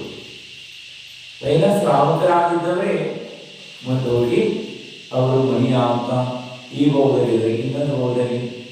ಯಾರು ಸತ್ಪಾತ್ರಕ್ಕೆ ದಾನವನ್ನು ಕೊಡ್ತಾರೆ, ಯಾರು ಭಕ್ತಿ ಭಾವದಿಂದ ಸಟ್ ಅವಶ್ಯಗಳನ್ನು ಪಾಲನೆಯನ್ನು ಮಾಡ್ತಾರೆ, ದೈವ ಶಾಸ್ತ್ರ ಗುರುಗಳಲ್ಲಿ ಶ್ರದ್ಧೆಯನ್ನ ಮಾಡ್ತಾರೆ, ಅವರು ಪರಂಪರೆಯಿಂದ ಮೋಕ್ಷಕ್ಕೆ ಹೋಗುವುದಿದ್ದಾರೆ. ಮುಂದೆ ಹೋಗಿ ಈ ಭವ, ಇನ್ನೊಂದು ಭವ, ಮೊದಲೊಂದು ಭವದಲ್ಲಿ ನಿಶ್ಚಿತವಾಗಿ ಮುನಿ ಆಗ್ತಾರೆ. ಮುನಿಗಳಾಗಿ ಕರ್ಮಗಳನ್ನು ನಿರ್ಚರಣೆ ಮಾಡಿಕೊಂಡು ಮಹಾಪುರುಷಾದಿ ಪರ್ಯಾಯಗಳನ್ನು ಪ್ರಾಪ್ತ ಮಾಡಿಕೊಂಡು ಮೋಕ್ಷಕ್ಕೆ ನಿಶ್ಚಿತವಾಗಿ ಹೋಗ್ತಾರೆ. ಆದರೆ ಯಾರು ಸಟ್ ಅವಶ್ಯಗಳನ್ನು ಪಾಲನೆ ಮಾಡೋಲ್ಲ, ಯಾರು ಸತ್ಪಾತ್ರಕ್ಕೆ ದಾನವನ್ನು ಕೊಡೋಲ್ಲ, ಅವರು ಸಂಪತ್ತಿದ್ರೂ ಸಹ ದಾನ ಮಾಡೋಲ್ಲ. ಸಂಪತ್ತಿಗೆ ಮೂರೇ ಗತಿ ಇದೆ ಬಂಧುಗಳೇ. ಯಾವುದೇ ಸಂಪತ್ತು ಯಾವ ಜೀವನದೊಂದಿಗೂ ಸಹ ಸ್ಥಿರವಾಗಿ ಯಾವ ಸಮಯದಲ್ಲೂ ಅವರೊಂದಿಗೆ ಇರೋಲ್ಲ. ಪಾಪ ಪುಣ್ಯದ ಅಧೀನವಾಗಿದೆ ಸಂಪತ್ತು. ಪಂಚೇಂದ್ರಿಯ ವಿಷಯ ಎಲ್ಲ ವಸ್ತುಗಳು ಸಹ ಪಾಪ ಪುಣ್ಯದ ಅಧೀನವಿದೆ. ಸಂಪತ್ತಿ ಮೂರೇ ಗತಿ. ಉತ್ತಮವಾದುದು ದಾನ, ಮಧ್ಯಮವಾದದ್ದು ಭೋಗ, ಜಗನ್ಯವಾದ ನಾಶ ಆಗಿ ಹೋಗುತ್ತದೆ. ಮೂರೇ ಗತಿ ಇರುವುದು, ನಾಲ್ಕನೇ ಗತಿ ಇಲ್ಲ. ನಿಶ್ಚಿತವಾಗಿ ಇದು ನಾಶವಾಗಿ ಹೋಗ್ತದೆ. ಅದಕ್ಕಾಗಿ ಏನು ಮಾಡಬೇಕು? ದಾನವನ್ನು ಮಾಡಬೇಕು. ಆಚಾರ್ಯ ಭಗವಂತರು ಹೇಳ್ತಾರೆ, ಯಾರು ದಾನವನ್ನು ಮಾಡೋಲ್ಲ, ಜಿಪುಣರಾಗಿ ದಾನ ಇಲ್ಲ, ಪೂಜೆ ಇಲ್ಲ, ಸಮಯ ದಾನ ಮಾಡೋಲ್ಲ. ಯಾಕೆ ಸಮಯದ ದಾನವನ್ನು ಮಾಡೋದು ಬಹಳ ಮುಖ್ಯವಾದಂಥದ್ದು. ಚಾತುರ್ಮಾಸದ ಅವಧಿ ಮುನಿ ಮಹಾರಾಜರು ಪ್ರಾಪ್ತವಾಗಿದ್ದಾರೆ. ಧರ್ಮವನ್ನು ಮಾಡತಕ್ಕಂಥ ನಮಗೆ ಅವಕಾಶಗಳು ಪ್ರಾಪ್ತವಾಗಿದೆ. ಆದರೆ ಸಮಯವಿಲ್ಲ ಅವರಿಗೆ ಬರುವುದಕ್ಕೆ. ದರ್ಶನ ಮಾಡೋದಕ್ಕೆ ಸಮಯವಿಲ್ಲ, ದಾನ ಕೊಡೋದಕ್ಕೆ ಸಮಯವಿಲ್ಲ, ಪೂಜೆ ಮಾಡೋದಕ್ಕೆ ಸಮಯವಿಲ್ಲ, ಹಾಗೆ ಚಿರವಾಣಿಯನ್ನು ಕೇಳುವುದಕ್ಕೆ ಸಮಯವಿಲ್ಲ, ವೈಯಾವೃತ್ತಿ ಸೇವಾದಿಗಳನ್ನು ಮಾಡುವುದಕ್ಕೂ ಸಮಯವಿಲ್ಲ ಅವರಿಗೆ. ಎಲ್ಲವನ್ನು ಸಹ ದುಡಿಯುವುದರಲ್ಲಿ, ಒಟ್ಟು ಮಾಡುವುದರಲ್ಲಿಯೇ ಪೂರಾ ಸಮಯವನ್ನು ದಿನದ 24 ಗಂಟೆಯನ್ನ ನಿದ್ದೆಯಲ್ಲಿ, ಭೋಗದಲ್ಲಿ, ಗಳಿಸುವುದರಲ್ಲಿ ಕಳೀತಾರೆ ಪೂರ. ಇಂಥವರು ದಾನವೂ ಮಾಡಲ್ಲ, ಸಮಯವನ್ನು ಕೊಡಲ್ಲ. ಅಂಥವರು ಮುಂದೇನಾಗ್ತಾರೆ? ಆಚಾರ್ಯ ಹೇಳ್ತಾರೆ, ಜೋದಾನ್ ನೈ ಕರ್ತಾನೆ, धर्म नहीं करता है वो आगे जाकर के कुंडली मार बन के बैठ जाएंगे. ಅಂದ್ರೆ ಮುಂದಿನ ಭಾಗದಲ್ಲಿ ಏನಾಗ್ತಾರೆ ಅವರು? ಏನಾಗ್ತಾರೆ? ಹಾವಾಗಿ ಜನ್ಮ ಪಡೆದುಕೊಳ್ಳುತ್ತಾರೆ. ಎಲ್ಲ ಗಳಿಸಿಕೊಂಡಿರ್ತಾರೆ ಅದರ ಫಲ ಸ್ವರೂಪವಾಗಿ. ಹಾಗೆ ಒಬ್ಬ ರಾಜ ಇದ್ದ. ರಾಜ ಆತನು ರಾಜ ಹೇಗಿರ್ತಾನೆ ಗೊತ್ತಿದ್ದೇನೆ. ಪೂರ್ವದಲ್ಲಿ ಮಾಡಿರುವಂತಹ ಪುಣ್ಯದ ಫಲದಿಂದ ಆತನಿಗೆ ರಾಜಪದ ಪ್ರಾಪ್ತವಾಗಿದ್ದು ಎಲ್ಲ ಸುಖಗಳನ್ನ ಭೋಗಿಸ್ತಾ ಇದ್ದ ಆತ. ಇಷ್ಟೆಲ್ಲ ಇದ್ರೂ ಸಹ ಆತ ಕಿಂಚಿತವಾಗೂ ದಾನವನ್ನ ಮಾಡ್ತಾ ಇರಲಿಲ್ಲ, ದಾನನೇ ಮಾಡ್ತಾ ಇರಲಿಲ್ಲ. ಈಗ ಆತನ ಏನಾಗ್ತದೆ? ದಾನ ಧರ್ಮ ಮಾಡಿದರೂ ಮರಣ ಬರ್ತದೆ, ಧರ್ಮ ಮಾಡಿದರೂ ಮರಣ ಬರ್ತದೆ. ಹಾಗೆ ಆತನ ಪೂರ್ಣ ಸಮಯವನ್ನು ದಾನ ಮಾಡಿಲ್ಲ, ಪೂಜೆ ಮಾಡಿಲ್ಲ, ಮರಣ ಆಯಿತು. ಮರಣವಾಗಿ ಆತನು ಚಿರತಿಯಲ್ಲಿ ಜನ್ಮವನ್ನು ಪಡೆದುಕೊಳ್ತಾನೆ. ಆತ ಮಾತನ ಮಗ ರಾಜ ಆಗ್ತಾನೆ. ರಾಜ ಆಗಿ ರಾಜನ ಎಲ್ಲ ವ್ಯವಹಾರಗಳನ್ನು ಮಾಡ್ತಾ ಇರ್ತಾನೆ. ರಾಜ ಕೂಸಿರ್ತಕ್ಕಂಥ ಹಣವನ್ನ ತೆಗಿಲಿಕ್ಕಾಗಿ, ಸಂಪತ್ತನ್ನ ತೆಗಿಲಿಕ್ಕಾಗಿ ಮಂತ್ರಿಗಳನ್ನ ಕಳಿಸ್ತಾನೆ. ಮಂತ್ರಿಗಳು ಹೋದಾಗಲ್ಲ ಆ ರಾಜಕೋಶದಲ್ಲಿ ಒಂದು ಹಾವಿರುತ್ತದೆ. ಅದು ಹೋದಾಗಲ್ಲ ಅವರಿಗೆ ಹೆದರಿಸಿ ಕಳಿಸ್ತದೆ. ಎಲ್ಲಿ ಖಜಾನ ಇದೆ, ಸಂಪತ್ತಿಟ್ಟಿದ್ದಾರೆ, ಆ ಖಜಾನೆ ಹೋದ ತಕ್ಷಣ ಅದು ಅವರಿಗೆ ಉಸ್ ಉಸ್ ಅಂತ 1 ರೂಪಾಯಿ ಮುಟ್ಲಿಕ್ಕೆ ಬಿಡೋಲ್ಲ, ಅದರ ಮೇಲೆ ಸುತ್ತಕೊಂಡು ಮಲ್ಕೊಂಡಿದೆ. ಮಂತ್ರಿಗಳು ಹೆದರಿ ವಾಪಸ್ ಬರ್ತಾರೆ. ಹಾವು ನೋಡಿದ್ರೆ ಭಯ ಆಗ್ತದಲ್ಲ ನಿಮ್ಗೆ. ಹಾವು ಉಸ್ಬಿಡ್ತಾ ಬಂದ್ರೆ ಶಾಂತಿದ್ರೆ ಸುಮ್ಮನೆ ಇರ್ತೀವಿ, ಅಷ್ಟು ಭಯ ಆಗಂಗಿಲ್ಲ. ಹಾವು ಉಸ್ಕಿರ್ಲಿ ಸ್ಟಾರ್ಟ್ ಮಾಡಿದ್ರೆ ಭಯ ಆಗ್ತದೆ. ಅದೇ ರೀತಿ ಮಂತ್ರಿಗಳು, ರಾಜನ ಆಳುಗಳೆಲ್ಲರೂ ವಾಪಸ್ ಬರ್ತಾರೆ. 2-3 ಸಲ ಹೋಗಿ ಬರ್ತಾರೆ. ಅವಾಗ ವಾಪಸ್ ಬರ್ತಾರೆ. ಬಂದ ತಕ್ಷಣ ರಾಜನಿಗೆ ಹೇಳ್ತಾರೆ. ರಾಜ ಹೋಗ್ತಾನೆ ನೋಡೋಣ. ಹೋಗಿ ನೋಡಿದ ತಕ್ಷಣ ಅಲ್ಲಿ ಹಾವು ಯಾವಾಗ ಆತ ಬರ್ತಾನೋ, ಬಂದ ತಕ್ಷಣ ಏನಾಗ್ತದೆ, ಮಗ ಬಂದ ತಕ್ಷಣ ಅದು ಪೂರ್ವ ನೆನಪಿಗೆ ಬರ್ತದೆ. ಓ, ನಮ್ಮ ಮಗ ಇದ್ದಾಗಿದ್ದ. ಆಗ ಹಾವು ಸೈಡಾಗಿ ಮೂಲೆಯಲ್ಲಿ ಹೋಗಿ ಸೇರಿಕೊಳ್ತದೆ. ಮತ್ತು ಆತ ಸಂಪತ್ತನ್ನು ಬರ್ತಾನೆ. ಅದು ಬೇರೆಯವರಿಗೆ ಯಾರಿಗೂ ಮುಟ್ಲಿಕ್ಕೆ ಕೊಡೋಲ್ಲ. ಹೀಗೆ ಕೆಲವು ದಿನಗಳಾಗ್ತದೆ. ಕೆಲವು ದಿನಗಳಾದ್ಮೇಲೆ ಆ ಹಾವು ಖಜಾನ ಬಿಟ್ಟು ಹೋಗುವುದೇ ಇಲ್ಲ. ಅದನ್ನು ಹಿಡಿದು ತಗೊಂಡು ಹೊರಗೆ ಬಿಟ್ಟಾಗ ಮತ್ತೆ ಅಲ್ಲೇ ಬರ್ತದೆ. ಬೇರೆಯವರು ಯಾರು ಬಂದ್ರೆ ಬಹಳ ಸಿಟ್ಟಿನಿಂದ ಕಟ್ಟಲಿಕ್ಕೆ ಬರ್ತದೆ. ಹೀಗೆ ನೋಡಿ ನೋಡಿ ಒಂದು ದಿವಸ ರಾಜ ಏನು ಮಾಡ್ತಾನಂದ್ರೆ, ಇದನ್ನ ಒಬ್ಬರು ಹೇಳ್ತಾರೆ ತಿಳಿದಂಥವರು, ಅದಕ್ಕೆ ಬಿಸಿ ಬಿಸಿ ಕುದಿಯುವ ಎಣ್ಣೆಯನ್ನ ಸುರಿ ಅಂತ ಹೇಳ್ತಾರೆ. ಆಗ ಬಿಸಿ ಬಿಸಿ ಆದಂತ ಕುದಿತಿರುವ ಎಣ್ಣೆಯನ್ನು ತೆಗೆದುಕೊಂಡು ಹೋಗಿ ಸುರಿತಾನೆ ಅದರ ಮೇಲೆ. ಅದು ಸುಟ್ಟುಕೊಂಡು ಮೈಯೆಲ್ಲ ಸುಟ್ಟು ಹೋಗ್ತದೆ ಹಾಗೂ ಮತ್ತೆ ಅದು ಪ್ರಾಣ ಬಿಡುತ್ತದೆ. ಪ್ರಾಣ ಬಿಡುವಾಗ ಇದನ್ನ ನೋಡ್ತಾ ನೋಡ್ತಾ ಕಣ್ಣಲ್ಲಿ ಮಗನನ್ನು ನೋಡ್ತಾ ನೋಡ್ತಾ ಅದು ರಾಜಕುಮಾರನ ನೋಡ್ತಾ ಪ್ರಾಣವನ್ನು ಬಿಡುತ್ತದೆ. ಇದನ್ನು ನೋಡಿ ಆತನಿಗೆ ಬಹಳ ಏನು ವಿಶೇಷ ಅನ್ನಿಸ್ತದೆ. ಹಾವಿನ ಮೇಲೆ ಆತನಿಗೆ ದೀನತಾದಿಂದ ಹಾವು ಒದ್ದಾಡ್ತಾ ದೀನ ದೃಷ್ಟಿಯಿಂದ ನೋಡ್ತಾ ಇರುವುದನ್ನು ನೋಡಿ ಕಣ್ಣಲ್ಲಿ ನೀರು ಬರ್ತಾ ಇರ್ತದೆ. ಹಾಗಾಗಿ ಇದರಿಂದ ಏನು ಕನಿಕರ ಬರ್ತದೆ, ಪೂರ್ವ ಸಂಬಂಧ. ಇದರಿಂದ ಆತನಿಗೆ ಏನಿರ್ಬೋದು, ಈ ಹಾವಿನ ಮೇಲೆ ಯಾಕೋ ನನಗೆ ಬಹಳವಾದ ಮೋಹ, ಹೀಗೆ ಮಾಡಬಾರದಿತ್ತು, ಯಾಕೋ ಮಾಡದೆ ನಾನು ಪಶ್ಚಾತ್ತಾಪ ಆಗ್ತದೆ ಆತನಿಗೆ.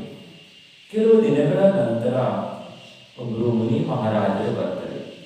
ಅವಧಿ ಜ್ಞಾನ ಸಂಪನ್ನ ಮುನಿ ಮಹಾರಾಜರು. ಆತನು ಮುನಿಗಳ ಹತ್ರ ದರ್ಶನ ಮಾಡಲಿಕ್ಕೆ ಹೋಗ್ತಾನೆ, ಧರ್ಮೋಪದೇಶವನ್ನೇ ಕೇಳ್ತಾನೆ ರಾಜಕುಮಾರ. ನಂತರ ಆತನು ತನ್ನ ರಾಜಕೋಶದಲ್ಲಿ ಬಂದಿರುವಂತಹ ಹಾವನ್ನ ಹೇಳ್ತಾನ.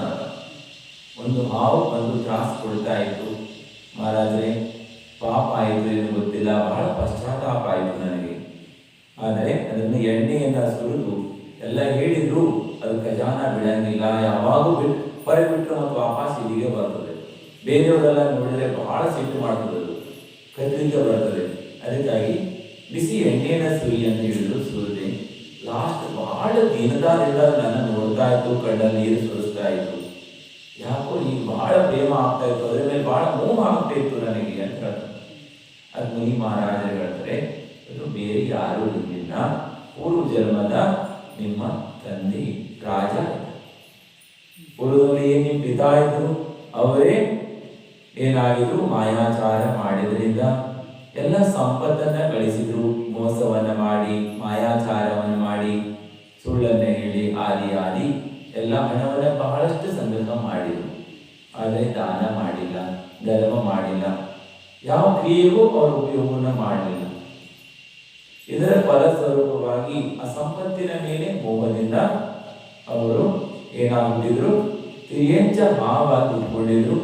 ಮತ್ತೆ ಪೂರ್ವದ ನೆನಪಾಯಿತು, ತನ್ನ ಖಜಾನೆಯಲ್ಲಿ ಬಂದು ಸೇರಿಕೊಳ್ಳುತ್ತದೆ. ಮತ್ತು ನೀವು ಅದರ ಎಣ್ಣೆಯಲ್ಲಿ ಸುರಿದ ಮೇಲೆ ಹಾವು ಈಗೆಲ್ಲ ಹೋಯಿತು ಮಹಾರಾಜರೇ ಹೇಳಲು. ಆಗ ಅವರು ಹೇಳಿದ್ರೆ, ಬಹಳವಾಗಿ ವೇದನೆಯನ್ನು ಪಡ್ತಾ ರೌದ್ರ ಧ್ಯಾನವನ್ನು ಮಾಡುತ್ತಾ ಅದು ನರಕ ಗತಿ ಹೋಯಿತು. ಇಲ್ಲಿಂದ ನರಕದಲ್ಲಿ ಹೋಗಿ ಜನ್ಮವನ್ನು ಪಡೆದುಕೊಳ್ಳು. ಇದನ್ನೆಲ್ಲ ನೋಡಿದಾಗ ಸಂಸಾರದ ಅಸಾರತ ರಾಜಕುಮಾರನಿಗೆ ವೈರಾಗ್ಯ ಆಗ್ತದೆ. ಸಂಸಾರ ದುಃಖಮಯವಾದಂಥದ್ದಿದೆ, ಸಂಸಾರ ಮೋಹಮಯವಾದಂಥದ್ದಿದೆ, ಇಲ್ಲಿ ಸುಖ ಅನ್ನೋದಿಲ್ಲ. ಹಾಗೆಯೇ ಶರೀರ ರೋಗಮಯವಾದಿದೆ.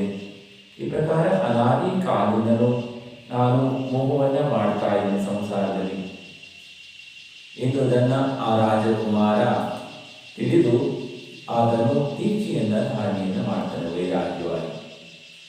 ಇದಕ್ಕಾಗಿ ದಾನವನ್ನು ಮಾಡಬೇಕು. ಕೊಟ್ಟಿದ್ದು ನಮಗೆ, ಬಚ್ಚಿಟ್ಟಿದ್ದು ಪರರಿಗೆ. ದಾನವನ್ನು ಕೊಡದೆ ಯಾರು ಗಳಿಸ್ತಾರೆ? ದಾನ ಮಾಡಲ್ಲ. ಸತ್ಪಾತ್ರಗಳು ಬಂದ್ರೆ ದಾನ ಕೊಡಲ್ಲ ಮತ್ತು ಸದುಪಯೋಗವನ್ನ ಮಾಡಲ್ಲ ಸಂಪತ್ತನ್ನ.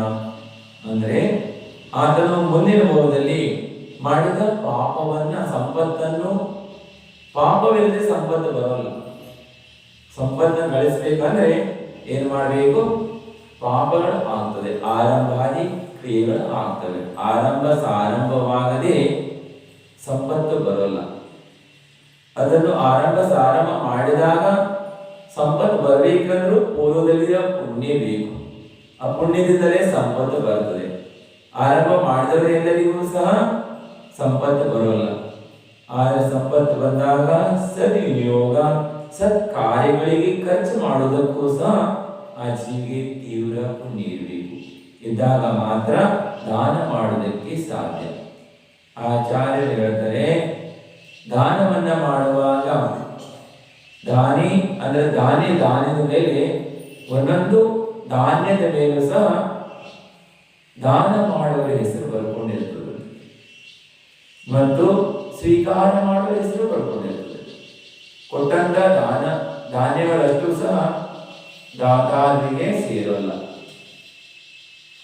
ದಾನ ಮಾಡಿದಂತ ಪಾತ್ರೆಗಳಿಗೆ ದಾತಾರ ಕೊಟ್ಟಂಥದ್ದು ಪಾತ್ರೆಗಷ್ಟು ಸಹ ಸೇರುವುದಿಲ್ಲ. ಎಷ್ಟು ಸೇರಬೇಕು ಅಷ್ಟು ಮಾತ್ರ ಸೇರುತ್ತದೆ. ಬಾಕಿ ಇದು ಬೇರೆ ರೂಪದಲ್ಲಿ ಏನಾಗ್ತದೆ, ವ್ಯರ್ಥವಾಗ್ತದೆ. ದಾನವನ್ನ ಮಾಡಬೇಕು. ದಾನವನ್ನ ಆಹಾರ ದಾನ ಅತಿ ಶ್ರೇಷ್ಠವಾದಂಥದ್ದು. ಆಹಾರ ದಾನ ಕೊಡುವುದರಿಂದ ಎಲ್ಲಾ ದಾನಗಳು ಆಗ್ತದೆ. ಆಹಾರ ದಾನ ಕೊಡುವುದರಿಂದ ಶಾಸ್ತ್ರ ದಾನ ಕೊಟ್ಟಾಗೂ ಆಗ್ತದೆ. ಮತ್ತು ಅವರಿಗೆ ಜ್ಞಾನದಾನ, ಔಷಧಿ ದಾನ ಮಾಡಿದಂಗೆ ಆಗ್ತದೆ. ಅವರಿಗೆ ಸ್ವಸ್ಥ ಇರತಕ್ಕಂಥ ಆಹಾರವನ್ನು ಕೊಡುವುದರಿಂದ ಸಾಧನೆ ಮಾಡಲು ಯೋಗ್ಯವಾದಂತಹ ಯಾವ ಕಾಲಕ್ಕೆ, ಯಾವ ವೃತ್ತಿಗೆ, ಅವರು ಯಾವ ಪ್ರಾಂತ್ಯದವರಿದ್ದಾರೆ, ಎಲ್ಲಿಯವರಿದ್ದಾರೆ, ಜವಾನರಿದ್ದಾರೋ, ವೃದ್ಧರಿದ್ದಾರೋ, ಅಥವಾ ಯಾವ ಸ್ಥಿತಿಯಲ್ಲಿದ್ದಾರೆ, ಅವರು ಸಾಧಕರಿದ್ದಾರೋ, ಅಥವಾ ಅವರು ಯಾವ ಇದ್ದಾರೆ ಎನ್ನುವುದನ್ನ, ರೋಗಿ ಇದ್ದಾರೋ, ಎಲ್ಲವನ್ನ ತಿಳಿದು ಅದಕ್ಕೆ ಅನುಗುಣವಾಗಿ ದಾನವನ್ನ ಮಾಡುವಂಥದ್ದು. ಸಾಧನೆಗೆ ಅನುಗುಣವಾಗಿ ಆಹಾರ ದಾನ ಕೊಡುವುದರಿಂದ ಎಲ್ಲ ದಾನವಾಗ್ತದೆ. ಆಹಾರ ದಾನದಲ್ಲಿ ಜ್ಞಾನದಾನವೂ ಆಗ್ತದೆ, ಔಷಧ ದಾನವೂ ಆಗ್ತದೆ, ಅಭಯ ದಾನವೂ ಆಗ್ತದೆ. ಅವರಿಗೆ ಅಭಯ ದಾನ ಕೊಟ್ಟ 4 ದಾನಗಳು ಆಗ್ತದೆ ಆಹಾರ ದಾನದಿಂದ. ಯಾಕೆಂದ್ರೆ ಆಹಾರವನ್ನ ಮಾಡುವಂದು ಅವರು ದಿನವೆಲ್ಲ ಸ್ವಾಧ್ಯಾಯವನ್ನ ಮಾಡ್ತಾರೆ, ಸಾಮಾಯಿಕವನ್ನ ಮಾಡ್ತಾರೆ ಮತ್ತು ನಿರೋಗವಾಗಿರುತ್ತಾರೆ. ಈ ಶರೀರ ಆಹಾರದ ಕೀಡಾಗಿದೆ. ಆಹಾರ ಇಲ್ಲದಿದ್ರೆ ವಿಕಲ್ಪಗಳು ಆಗ್ತದೆ. ಆಹಾರ ನಿರ್ದೋಷವಾಗಿ ಸಾಧನೆಗೆ ಅನುಗುಣವಾದ ಆಹಾರ ಆದರೆ ನಿರ್ವಿಕಲ್ಪ ಅವಸ್ಥಾ, ಅಂದ್ರೆ ವಿಕಲ್ಪಗಳಿರಂಗಿಲ್ಲ. ಮತ್ತು 24 ಗಂಟೆನೂ ಸ್ವಾಧ್ಯಾಯ, ಜ್ಞಾನ, ಅಧ್ಯಯನದಲ್ಲಿ ತೊಡಗಿಕೊಳ್ಳುತ್ತಾರೆ. ಇದರಿಂದ ಅವರಿಗೆ ಶಾಸ್ತ್ರದಾನ ಮಾಡಿದಷ್ಟು ಆಗ್ತದೆ ಮತ್ತು ಅವರಿಗೆ ಅನುಕೂಲವಾದ ಆಹಾರವನ್ನು ಕೊಡುವುದರಿಂದ, ಋತುಗಳಿಗೆ ವಿರುದ್ಧವಾದ ಆಹಾರ ಕೊಡುವುದರಿಂದ ರೋಗನೂ ಆಗ್ತದೆ. ಇದರಿಂದ ಅದನ್ನು ತಿಳಿದುಕೊಳ್ಳಬೇಕು. ಔಷಧಿ ದಾನ ಆಗ್ತದೆ. ಇನ್ನು ಅಭಯ ದಾನನೂ ಆಗ್ತದೆ. ಈ ಪ್ರಕಾರವಾಗಿ 4 ಪ್ರಕಾರದ ದಾನಗಳನ್ನೇ ಹೇಳಿದ್ರು: ಆಹಾರ ದಾನ, ಜ್ಞಾನದಾನ, ಔಷಧಿ ದಾನ ಮತ್ತು ಅಭಯ ದಾನ. ವಿಶೇಷವಾಗಿ ಶಾಸ್ತ್ರದಾನನೂ ಮಾಡ್ತಾರೆ. ಪ್ರತ್ಯೇಕವಾಗಿ ಜಿನವಾಣಿ ಆದಿಗಳನ್ನ ಉತ್ತಮವಾದ ಪಾತ್ರಗಳಿಗೆ ಅಥವಾ ಅವಶ್ಯಕತೆ ಇರುವಂತವರ ಪಾತ್ರಗಳಿಗೆ ಅದನ್ನ ಅವಶ್ಯಕತೆ ಇರುವಂಥದ್ದು ಜಿನವಾಣಿಯನ್ನು ತಂದು ಅವರಿಗೆ ಕೊಡುವಂಥದ್ದು ಅಧ್ಯಯನಕ್ಕಾಗಿ. ಶಾಸ್ತ್ರದಾನ, ಶಾಸ್ತ್ರದಾನವನ್ನು ಮಾಡುವುದರಿಂದ ಕೇವಲ ಜ್ಞಾನದ ಪ್ರಾಪ್ತಿಯಾಗ್ತದೆ, ಜ್ಞಾನದ ವೃದ್ಧಿ ಆಗ್ತದೆ, ಜ್ಞಾನಾವಣಿ ಕರ್ಮದ ಕ್ಷಯವಾಗ್ತದೆ, ದರ್ಶನಾವಣಿ ಕರ್ಮದ ಕ್ಷಯವಾಗ್ತದೆ, ಕೇವಲ ಜ್ಞಾನ ಪ್ರಾಪ್ತವಾಗ್ತದೆ. ಈ ಜ್ಞಾನ ದಾನವನ್ನು ಮಾಡಬೇಕು. ಜ್ಞಾನದ ಅಭಿನಯವನ್ನು ಮಾಡುವುದರಿಂದ ಜ್ಞಾನದ ಮೇಲೆ ಆವರಣ ಆಗ್ತದೆ.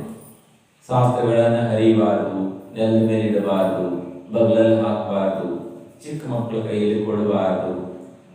ಹಾಗೆ ಶಾಸ್ತ್ರವನ್ನು ಓದುವಾಗ ಬಾಯಲ್ಲಿ ಇಟ್ಕೊಂಡು ಓದಬಾರದು, ಬಾಯನ್ನು ಸ್ವಚ್ಛ ಮಾಡ್ಕೋಬೇಕು. ದೇವ ಶಾಸ್ತ್ರ ಗುರುಗಳ ದರ್ಶನ ಮಾಡುವಾಗ ಮತ್ತು ಜಿನವಾಣಿಯನ್ನು ಓದುವಾಗ, ಕೇಳುವಾಗ ಬಾಯಲ್ಲಿ ಏನು ಇರಬಾರದು. ಏನೋ ವಸ್ತುಗಳನ್ನು ಬಾಯಲ್ಲಿ ಹಾಕೊಂಡು ತಿಂತಾ ಇರೋದು ಅಥವಾ ತಾಂಬೂಲಾದಿಗಳನ್ನ ಸೇವನೆ ಮಾಡ್ತಾ, ನೀವು ಕವಳ ಅಂತ ಹೇಳ್ತಿರಲ್ಲ, ಆದಿಗಳನ್ನ ತಿಂತಾ ಇರೋದು, ಮಹಾರಾಜರಿಂದ ದರ್ಶನ ಮಾಡೋದು, ಭಗವಂತ ದರ್ಶನ ಮಾಡೋದು, ಜಿನವಾಣಿ ಓದೋದು ಕೇಳಿಲ್ಲ. ಈ ರೀತಿ ಮಾಡಬಾರದು. ಮಾಡಿದ್ರೆ ಮುಂದಿನ ಜನ್ಮದಲ್ಲಿ ಅವರು ತಿರಿಯಂಚ ಗತಿಯಲ್ಲಿ ಪ್ರಾಪ್ತ ಮಾಡಿಕೊಡ್ತಾರೆ. ತಿರಿಯಂಚವು ಯಾವ ರೀತಿ ಸಂಯಮ ಇರಂಗಿಲ್ಲ. ತಿರಿಯಂಚ ಬಾಯಲ್ಲಿ ಅಗಿತಾ ಇರ್ತದೆ. ಆಹಾರ ಮಾಡ್ಕೊ ಬಂದು ಮಲ್ಕ್ ಮಾಡ್ತಾ ಇರ್ತಾರೆ. ಮೆಲಕ್ ಅಂತ ಮೆಲುಕು ಹಾಕ್ತಾ ಇರ್ತದೆ. ಅದೇ ರೀತಿಯಾಗಿ ಕವಳ ಹಾಕೊಂಡು ತಿಂತಾ ಇರ್ತಾರೆ, ಈಗೆಲ್ಲ ತಿಂತಾ ಇರಬಾರ್ದು. ಮನುಷ್ಯರಿದ್ದೀವಿ ನಾವು, ಸಂಯಮವನ್ನು ಪಾಲನೆ ಮಾಡಬೇಕು. ದೇವ ಶಾಸ್ತ್ರ ಗುರುಗಳ ಸಾನ್ನಿಧ್ಯ ಬಂದಾಗ ಸಂಯಮ ಪಾಲನೆ ಮಾಡಬೇಕು. ಜನವಾಣಿಯನ್ನ ಬಹಳ ಎತ್ತರದಲ್ಲಿ ಇಟ್ಕೋಬೇಕು. ವಿನಯವನ್ನ ಮಾಡಬೇಕು. ಅದಕ್ಕೆ ಮುರಿಬಾರದು, ಈ ರೀತಿಯಾಗಿ ಮುರಿದು ಇಟ್ಕೋಬಾರದು. ನಾವು ಈ ಪ್ರಕಾರ ವಿನಯ ಮಾಡಬೇಕು. ಅದನ್ನ ಜನವಾಣಿಯನ್ನ ನಮ್ಮ ಸಂಸಾರಿಕವಾದಂಥ ವಸ್ತುಗಳಿಗೆ, ಬಟ್ಟೆ ಆಗಲಿ, ಪಾತ್ರೆ ಆಗಲಿ, ಆದಿ ನಮ್ಮ ಸಂಸಾರಕ್ಕೆ ಯಾವ ವಸ್ತುಗಳನ್ನ ಬಳಕೆಯನ್ನ ಮಾಡ್ತೀವಿ ಅಂತ ವಸ್ತುಗಳೊಂದಿಗೆ ಇಡಬಾರದು. ಮತ್ತು ಜಿನವಾಣಿ ಇಡುವಂತ ಸ್ಥಾನ ಎತ್ತರದಲ್ಲಿ ಇರಬೇಕು. ಅದರ ಮೇಲೆ ಜಿನವಾಣಿ ಇಡುವಂತ ಆಸನ ಮೇಲೆ ಎಂದು ಕೂತ್ಕೊಳ್ಬಾರದು, ಕಾಲಿಡಬಾರದು. ಜಿನವಾಣಿ ಸಮಾನವಾಗಿ ಚಾಪೆಯಾಗಲಿ, ಮೊಬೈಲ್ ಆಗಲಿ ಯಾವುದು ಅದರ ಮೇಲೆ ಇಡಬಾರದು, ಚಾಪೆ ಇಡಬಾರದು. ಸಮಾನವಾಗಿ ಕೆಲವರು ಜಿನವಾಣಿ ಇಟ್ಟಿರ್ತಾರೆ, ಅದರಲ್ಲಿ ಪಕ್ಕದಲ್ಲಿ ಚಾಪೆ ಇಟ್ಟಿರ್ತಾರೆ, ಅದರ ಮೇಲೆ ಚಾಪೆ ಇಡ್ತಾರೆ, ಕೆಳಗಡೆ ನೆಲದ ಮೇಲೆ ಇಡಬಾರದು. ಈ ಪ್ರಕಾರ ವಿನಯವನ್ನು ಮಾಡಬೇಕು ಬಂಧುಗಳೇ.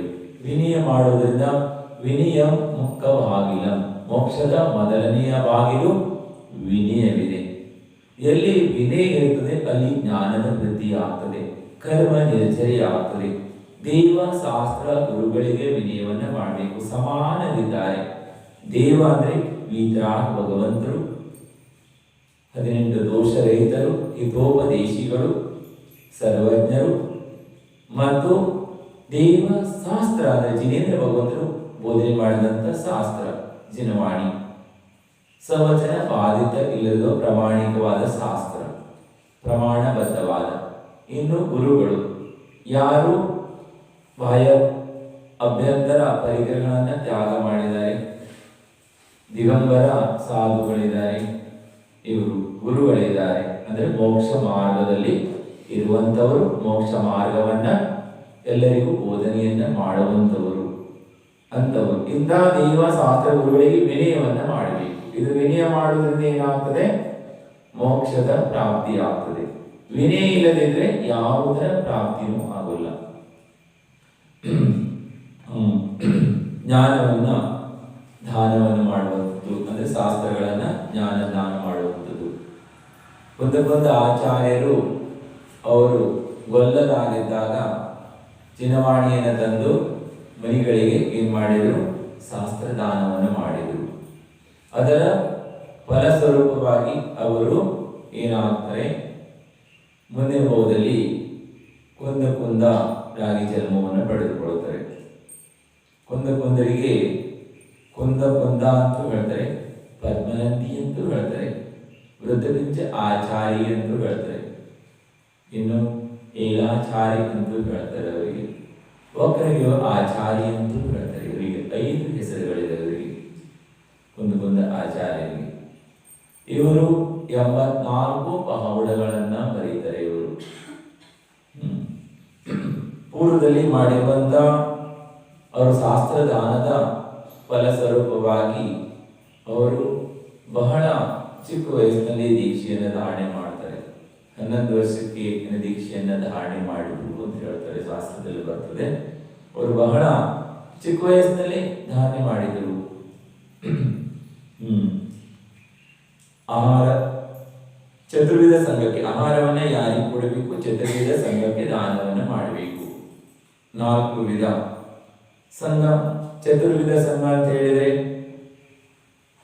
ಮುನಿ, ಆರಿಕ, ಶ್ರಾವಕ, ಶ್ರಾವಿಕ. 11 ಪ್ರತಿಮಾದಂತವೆಲ್ಲ ಶ್ರಾವಕರೇ ಇರ್ತಾರೆ. ಉತ್ಕೃಷ್ಟ ಶ್ರಾವಕ ಶಿರೋಮಣಿ, ಚುಲ್ಲ ಕೈಲೂ ಸಹ ಶ್ರಾವಕರಲ್ಲೇ ಬರ್ತಾರೆ. ಇನ್ನು 4 ಸಂಘಗಳಿಗೆ ದಾನ ಮಾಡುವಂಥದ್ದು. ಜ್ಞಾನದಾನ ಚತುರ್ವಿಧ ಸಂಘಕ್ಕೆ ಧಾರ್ಮಿಕ ಗ್ರಂಥಗಳನ್ನು ನೀಡುವಂಥದ್ದು. 4 ಸಂಘಗಳಿಗೆ ಅವಶ್ಯಕತೆಗೆ ಯಾವುದೇ ದಾನಗಳನ್ನು ಮಾಡುವ ಗ್ರಂಥಗಳನ್ನು. ಔಷಧ ದಾನ ಚತುರ್ವಿಧ ಸಂಘಕ್ಕೆ ಶುದ್ಧವಾದ ಔಷಧವನ್ನು ನೀಡುವುದು ಮತ್ತು ಅವರ ಸೇವೆಯನ್ನ ಮಾಡುವಂಥದ್ದು.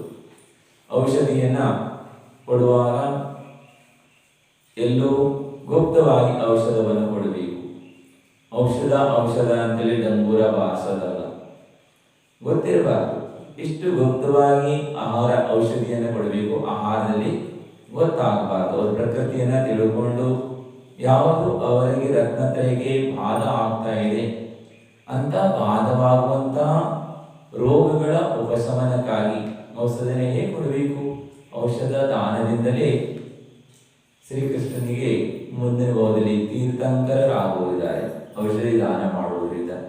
ಔಷಧಿ ದಾನದಲ್ಲಿ ಭಾವನೆ ಮಾಡುವುದರಲ್ಲಿ ಉತ್ಕೃಷ್ಟವಾದಂಥದ್ದು ಅಂತೇಳಿ ಶ್ರೀಕೃಷ್ಣ ಅವರು ಒಬ್ಬರು ಮುನಿ ಮಹಾರಾಜನಿಗೆ ಏನಾಗ್ತದೆ? ಶರೀರ ರೋಗವಾಗ್ತದೆ. ಆಗ ಆ ಮುನಿ ಮಹಾರಾಜನ ನಿವೇದನೆ ಮಾಡಿ ತಮ್ಮಲ್ಲಿಗೆ ತಮ್ಮ ರಾಜ್ಯಕ್ಕೆ ಕರ್ಕೊಂಡು ಬರ್ತಾರೆ.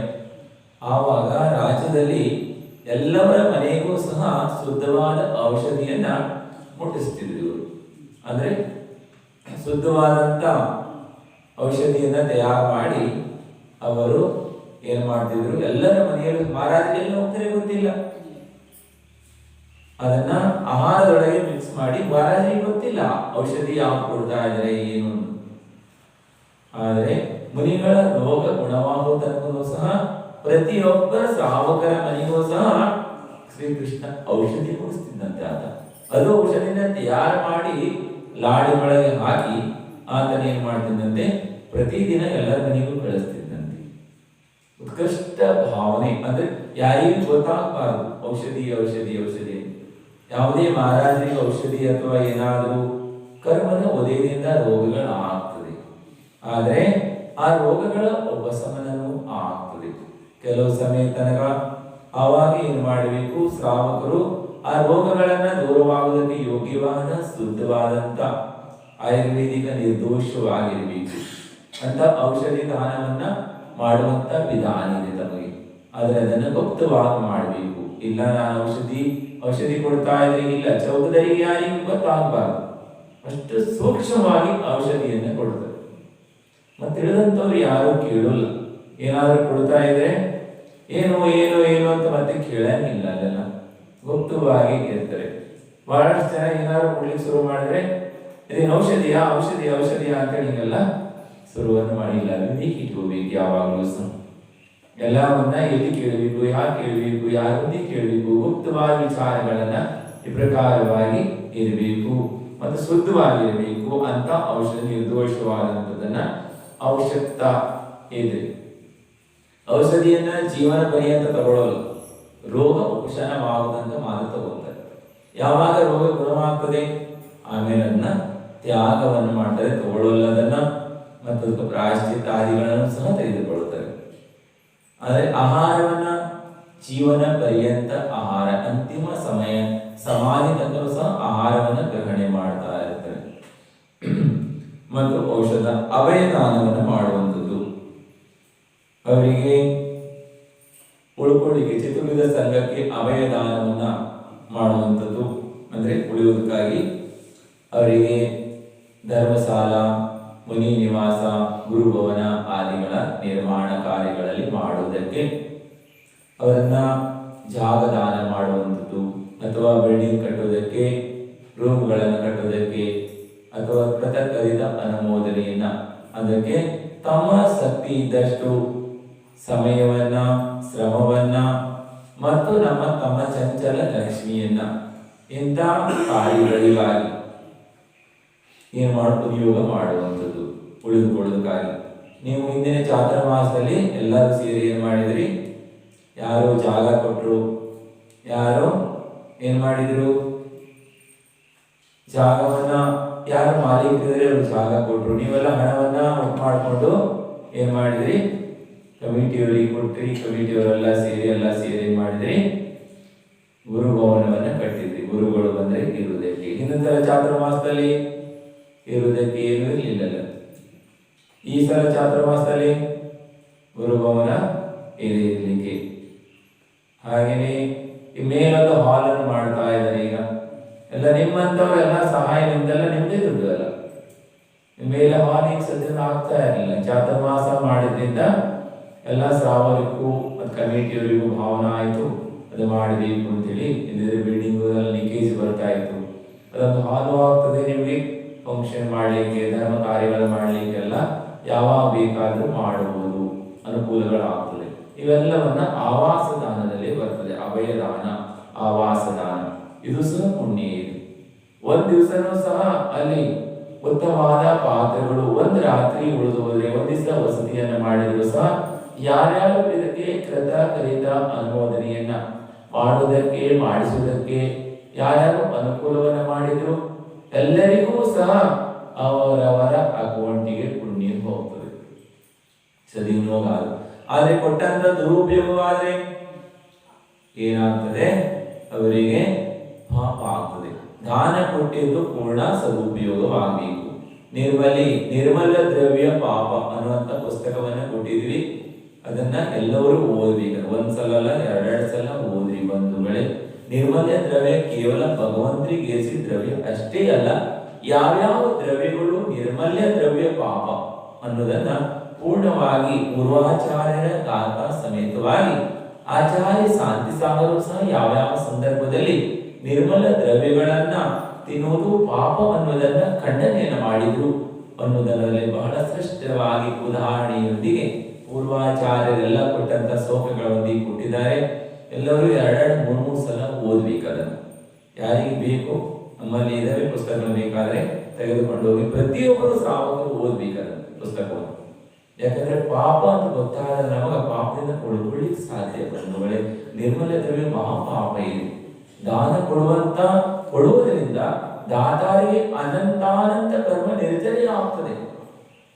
ಆದ್ರೆ ಅದೇ ದಾನವನ್ನ ಯಾರಾದ್ರೂ ತಮ್ಮ ಸಂಸಾರಿಕವಾದ ಕ್ರಿಯೆಗಳಿಗೆ, ತಮ್ಮ ವೈಯಕ್ತಿಕವಾದ ಉಪಯೋಗವನ್ನ ಮಾಡಿಕೊಂಡ್ರು ಅಂದ್ರೆ ಮಹಾಪಾಪ ಆಗ್ತದೆ.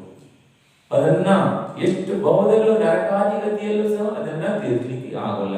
ಅದಕ್ಕೆ ನಾವು ತಿಳ್ಕೋಬೇಕು, ದಾನವನ್ನ ಮಾಡ್ಲಿಕ್ಕಾಗದೇ ಇದ್ರೂ ಚಿಂತೆ ಇಲ್ಲ, ಆದರೆ ದಾನದ ವಸ್ತುಗಳನ್ನ ಉಪಯೋಗವನ್ನು ಎಂದೂ ಸಹ ಮಾಡಬಾರದು. ದಾನ ಕೊಟ್ಟಂತ ವಸ್ತುಗಳನ್ನ ರಕ್ಷಣೆ ಮಾಡುವುದು, ಯಾವುದಕ್ಕಾಗಿ, ಯಾವ ರೂಪದಲ್ಲಿ, ಯಾವುದನ್ನ ಹೇಗೆ ಕೊಟ್ಟಿದ್ದಾರೆ ದಾನವನ್ನ, ಅದೇ ರೀತಿಯಾಗಿ ಅದನ್ನ ರಕ್ಷಣೆಯನ್ನ ಮಾಡುವುದು, ಅದೇ ರೀತಿ ಉಪಯೋಗ ಮಾಡುವುದು ಸಹ ಮಾಡುವುದಕ್ಕೆ ಸಮಾಜದ ಮುಖ್ಯರು ಅಥವಾ ಸಜ್ಜನರು ಇದರಲ್ಲಿ ತೊಡಕೊಳ್ಳುವುದರಿಂದ ದಾನ ಕೊಟ್ಟಿದ್ದಕ್ಕಿಂತ ಜಾಸ್ತಿ ಪುಣ್ಯ ಇದೆ. ಧ್ಯಾನ ಮಾಡೋದ್ಕಿಂತ ಯಾವ ಹಣವನ್ನು ಹೇಗೆ ಕೊಟ್ಟಿದ್ದಾರೆ ಅದೇ ರೀತಿ ಉಪಯೋಗವಾಗಬೇಕು. ಅದಕ್ಕೆ ದಾನವನ್ನು ಮಾಡುವುದರಿಂದ ಜೀವದ ಕಲ್ಯಾಣವಾಗ್ತದೆ. ಧರ್ಮ ದಾನದ ಮೇಲೆ ನಿರ್ಭರಿತವಾಗಿದೆ. ಎಲ್ಲಿ ತನಕ ದಾನ ಇರ್ತದೆ ಅಲ್ಲಿ ತನಕ ಧರ್ಮ ನಿರಂತರವಾಗಿ ಪಂಚಮ ಕಾಲ ಅಂತ್ಯ ತನಕನೂ ಸಹ ಧರ್ಮ ಇರ್ತದೆ. ಚತುರ್ವಿಧ ಸಂಘಗಳು ಇರ್ತವೆ, ಮತ್ತೆ ದಾನ ಮಾಡುವಂತವರು ಶ್ರಾವಕರು ಇರ್ತಾರೆ. ಧರ್ಮ ಇರ್ತದೆ, ಜಿನಧರ್ಮ. ದಾನ ಮಾಡೋ ತನಕ ಧರ್ಮ ಇರ್ತದೆ. ಅದಕ್ಕಾಗಿ ದಾನ ಎಷ್ಟು ನೀವು ದಾನವನ್ನು ಮಾಡ್ತೀರಿ, ಇದರಿಂದ ಏನಾಗ್ತದೆ? ಧರ್ಮದ ವೃದ್ಧಿ ಆಗ್ತಾ ಹೋಗ್ತದೆ ಮತ್ತು ಜೀವನದ ಕಲ್ಯಾಣವಾಗ್ತದೆ. ಈಗ ಮತ್ತು ಪರಭವ, ಸ ಆತ್ಮ ಮತ್ತು ಪರ ಆತ್ಮದ ಕಲ್ಯಾಣ ಆಗುವುದು ದಾನದಿಂದ ಇದೆ. ಅದಕ್ಕೆ ದಾನವನ್ನ ಪ್ರತಿಯೊಬ್ಬರು ಸಹ ಮಾಡಬೇಕು. ತಮ್ಮ ಶಕ್ತಿ ಇದ್ದಷ್ಟು ದಾನ ಮಾಡಬೇಕು. ಶಕ್ತಿಯನ್ನು ಮುಚ್ಚಿಡಬಾರದು. ಏನ್ ಮಾಡಬಾರದು? ಕೊಟ್ಟು ದುಃಖಿ ಆಗಬೇಡ. ಆದ್ರೆ ಕೊಡ್ಲಿಕ್ಕೆ, ದಾನ ಮಾಡಲಿಕ್ಕೆ ಸೌಭಾಗ್ಯ ಸಿಕ್ಕಿದೆ ಅಂತೇಳಿ ದಾನವನ್ನು ಮಾಡಿ ಸಂತೋಷ ಆಗ್ಬೇಕು. ಏನಾಗಬೇಕು? ಆನಂದ ಆಗಬೇಕು. ಆದ್ರೆ ದುಃಖ ಆಗಬಾರದು. ದಾನ ಕೊಟ್ಟು ಯಾರಿಗೂ ಧರ್ಮಾತ್ಮರಿಗೆ ದುಃಖವಾಗಲ್ಲ. ಏನಾಗಬೇಕು? ಆನಂದ ಆಗಬೇಕು. ದಾನವನ್ನು ಮಾಡಬೇಕು. ಅಹಿಂಸಾ ಪರಮೋ ಧರ್ಮಕ್ಕೆ ಪ್ರಬೋಧಿ.